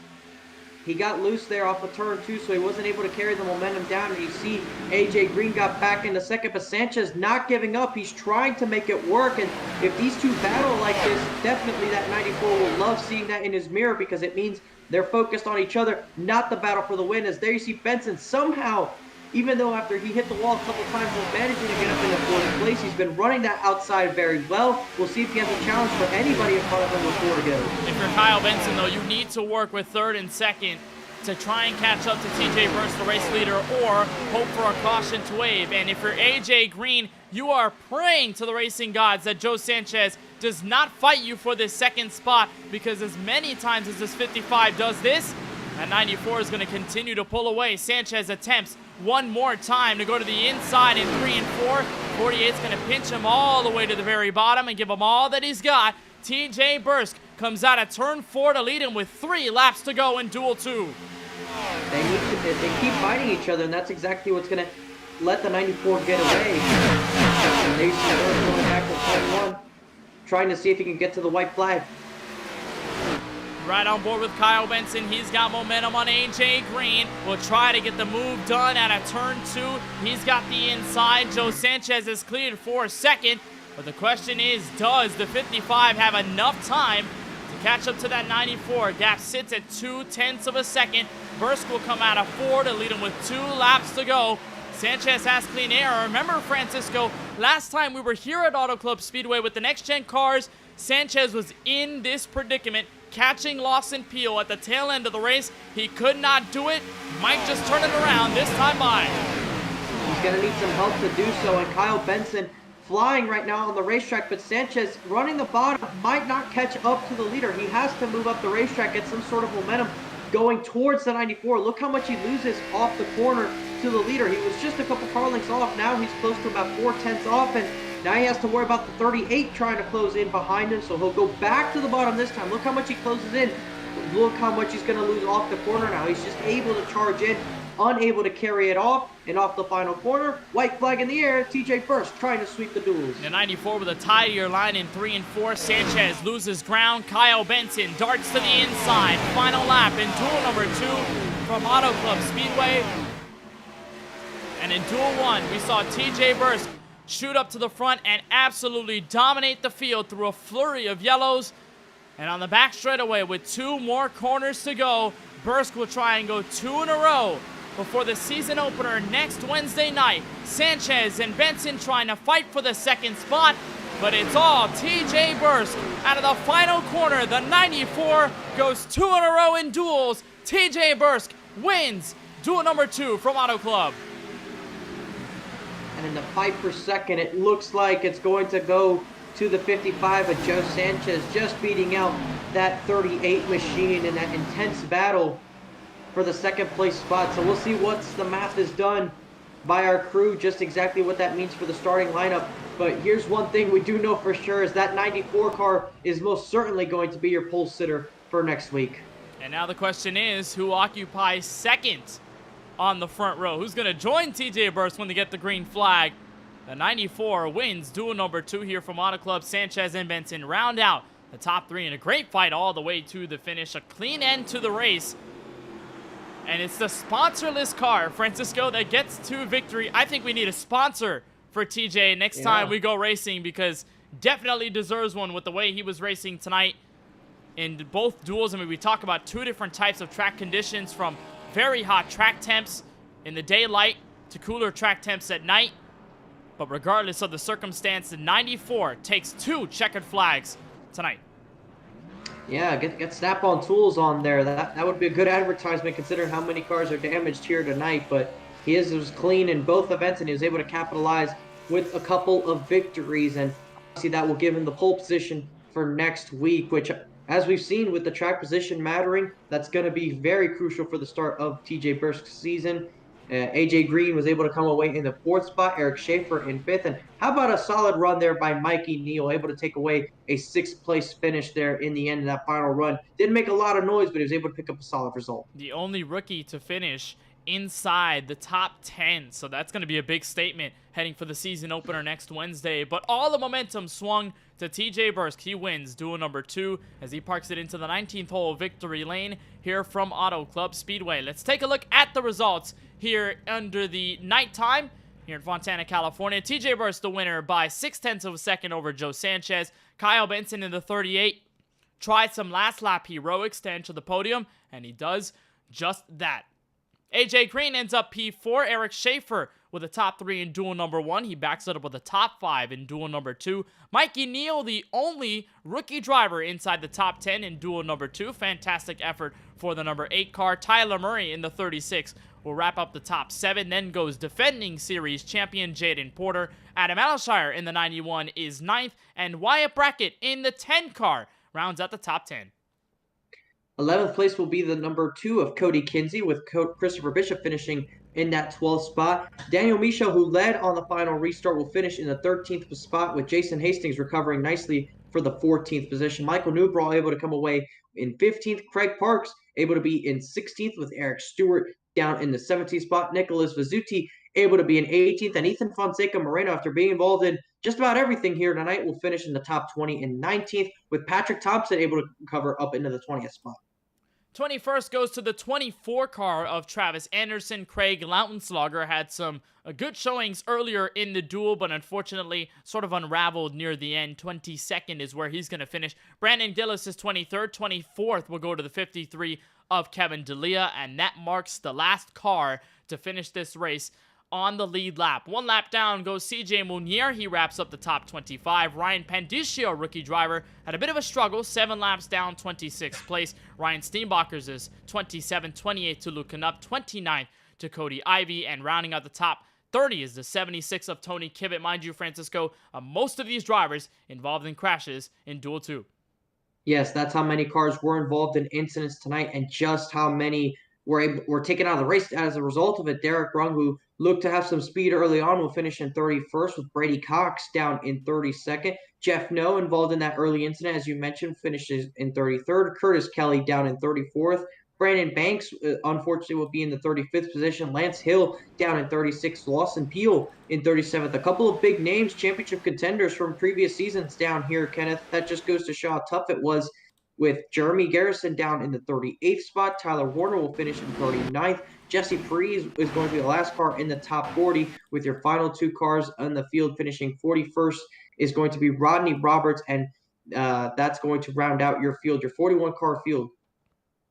So that's your entire field here in duel number 2 from Auto Club Speedway. Let's head to Victory Lane, where we are joined by the driver of the 94, TJ Bursk. And I guess, regardless of our technical issues that we faced tonight, where you won duel number 1, I guess this is going to make up for it. You come back and you win duel number 2. two different types of track temperatures, two different types of styles of racing here at Auto Club, but how were you able to do it both times in a row? First of all, big shout out to the man up top, God.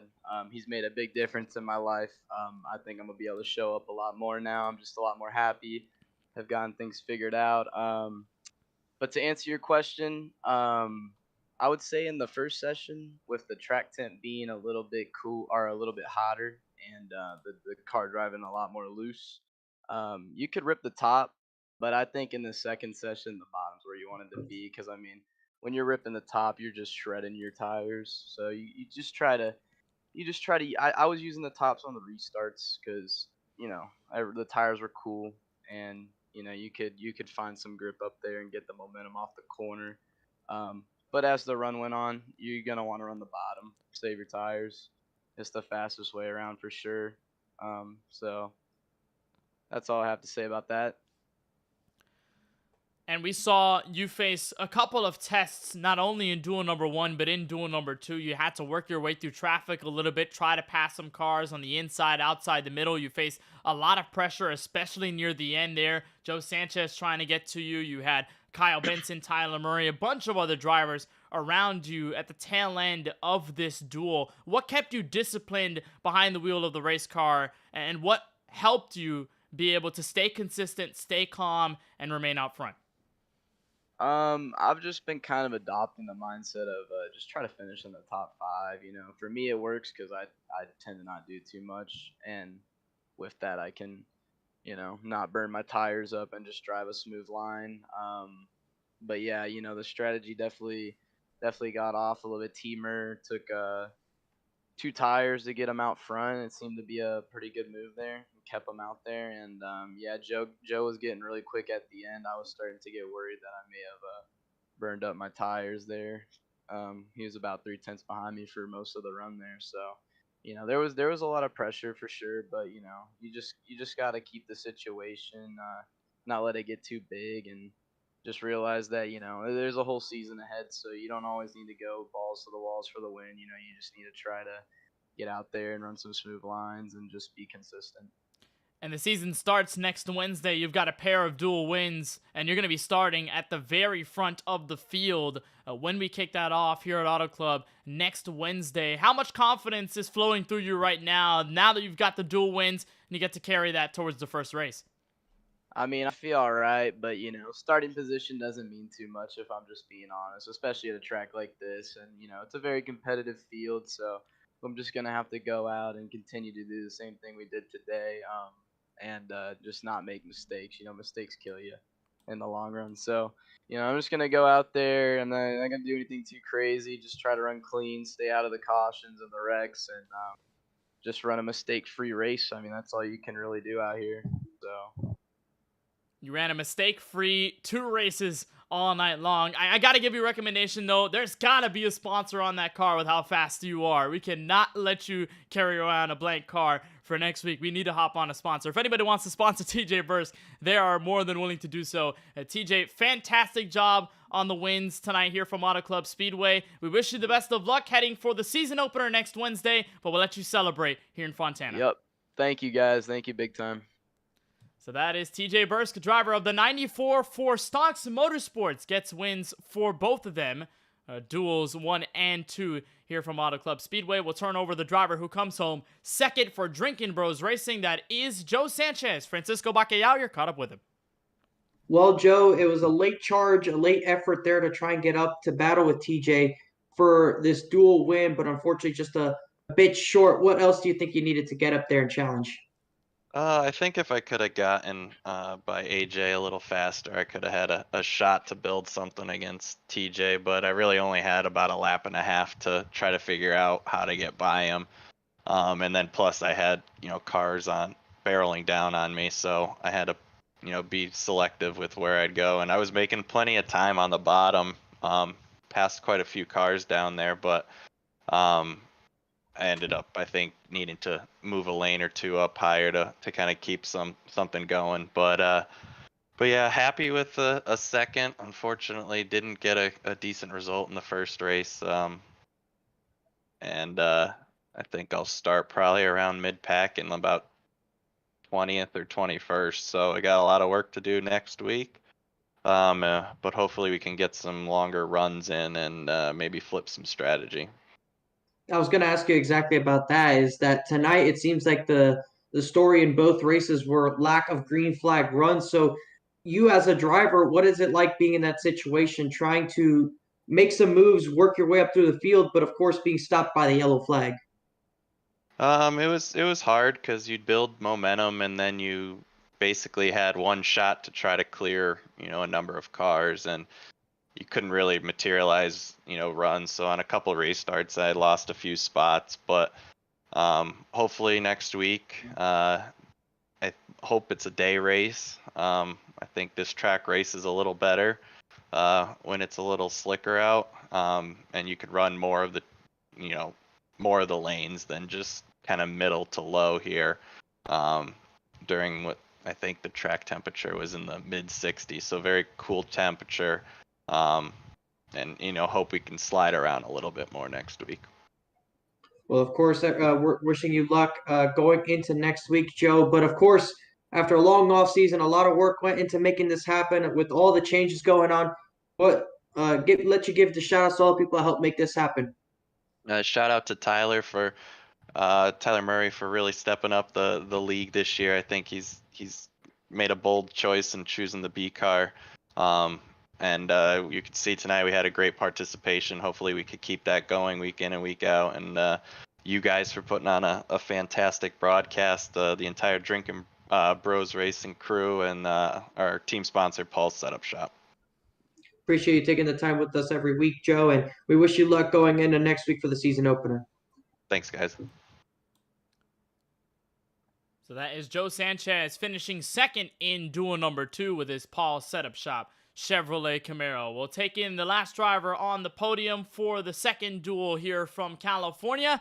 And why not? We talked to Kyle Benson. Kyle, it's been a little while, and we talked to you at the Championship 5 race at Homestead of Miami Speedway. Somehow you always find your way to get an interview inside the top 3, but you drove a hell of a race. How did you manage to get that speed in those closing laps in the second duel? I just tried something different. I experimented with the top side a little bit, and I saw it was clocking 2/10 quicker than everybody. I was like, all right, well, we're gonna see how it goes, and it actually helped out really well for me. It's nice running a different line at Auto Club. I'm too used to running the bottom, and it kind of sucks, but now I'll be able to run the top. Kind of widens out the racetrack for me.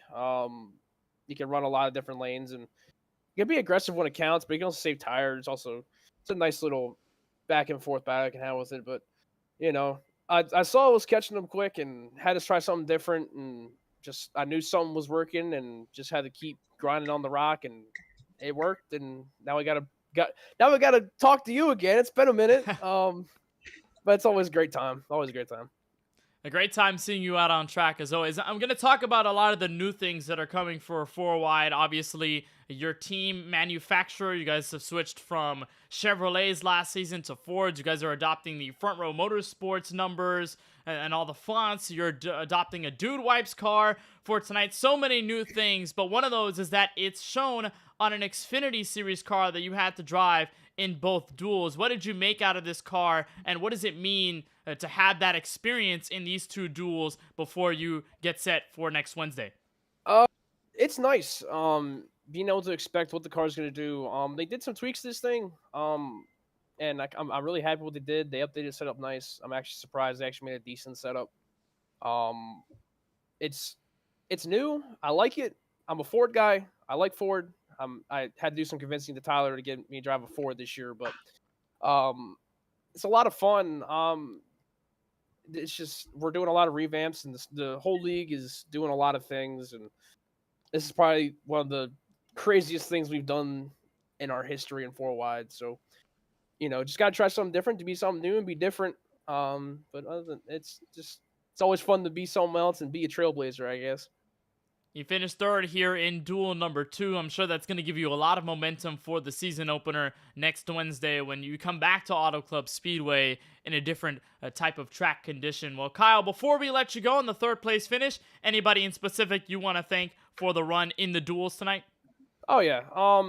everybody that comes in here, man. We got a lot of rookies this year. It's kind of like another. I think we had season 3, we had a lot of rookies, and now season 6, we got a lot of rookies. We have a lot of rookies coming in. It's cool to see. It's good to get that publicity out and people to start running this league. Really good competitive guys that are running here. And gotta thank you, Kenneth, man. Happy to talk to you again. It's been a little bit. Just happy to have this league running, man. It's always a great time. We have a lot of good stuff coming. Pretty much my team, Marita Motorsports. Everybody comes to the 4 every week, man. We always have fun, and if anybody still wants to come in, man, they're glad to. Other than that, man, I got to cut off short. I'm a bit long-winded, but it's, yeah, just have fun, man. It was a lot of fun. It's all good. Always great talking to you, Kyle. We appreciate the time. We appreciate everything you brought out on track this evening in both of the duels here from Auto Club Speedway, and best of luck in the season opener next Wednesday. Appreciate it, man. Thank you. That is driver of the 38, Kyle Benson for Murray Reedy Motorsports, wrapping up the top 3 and closing out our driver interview segment for tonight's Duel 2 coverage. Francisco, I'll turn it back to you before we wrap things up here on the KBueno Racing Network. I'd like to say that tonight was very easy and it went completely smooth, but it did not. We had some struggles in duel number 1. We'll be sure to get you all the highlights and everything that went down. But the general common denominator is TJ Burst, the winner in duel 1 in the daytime, duel 2 winner here at night. You have to imagine the momentum is absolutely skyrocketed for driver 94 when we get that green flag next Wednesday, and he's going to be starting in the pole position. Absolutely. It's been a while since TJ's been able to run. You heard him mention saying that he had some stuff to deal with. So you hope that all that is solved and that he's able to participate with us going forward full time as he used to back in the day.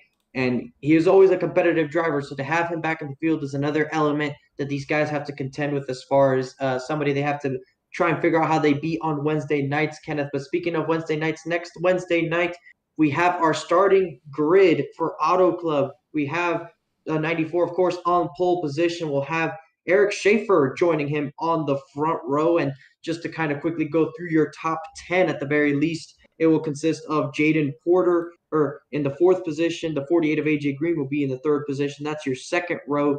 The 10 car will be in your 5th position with the 25 of Daniel Michaud in 6th. Ethan Fonseca will be in that 7th position with the 36 of Tyler Murray down in 8th. The 45 of Luke Knupp will be in the 9th position. The 49 of Jason Hastings will round out your top 10. So, of course, come next week, we'll go through your entire starting lineup, but that right now is your top 10 starters for next week. A lot of heavy hitters, rookies, veterans, everything in between. We are fired up for the season opener of the 6th season of the 4 Racing TJ's Team Series with all of our coverage right here on the KBueno Racing Network. Tune in next Wednesday, 9 p.m. Eastern. That's where we will have race 1. We'll have all the pre-race festivities for you and all the action. We'll try to decide who becomes the first winner of Season 6 with the brand new changes and with the new Xfinity Series car. So that will do it on our coverage of the duels here from Auto Club Speedway. For Tyler Murray and all of the admins at the 4 Racing Series, and for everyone at the KBueno Racing Network, and for my colleague in the booth, Francisco Bacallao, my name is Kenneth Bueno, saying thank you so much for watching our broadcast of the duels from Fontana, California. We will see you next Wednesday for the season opener.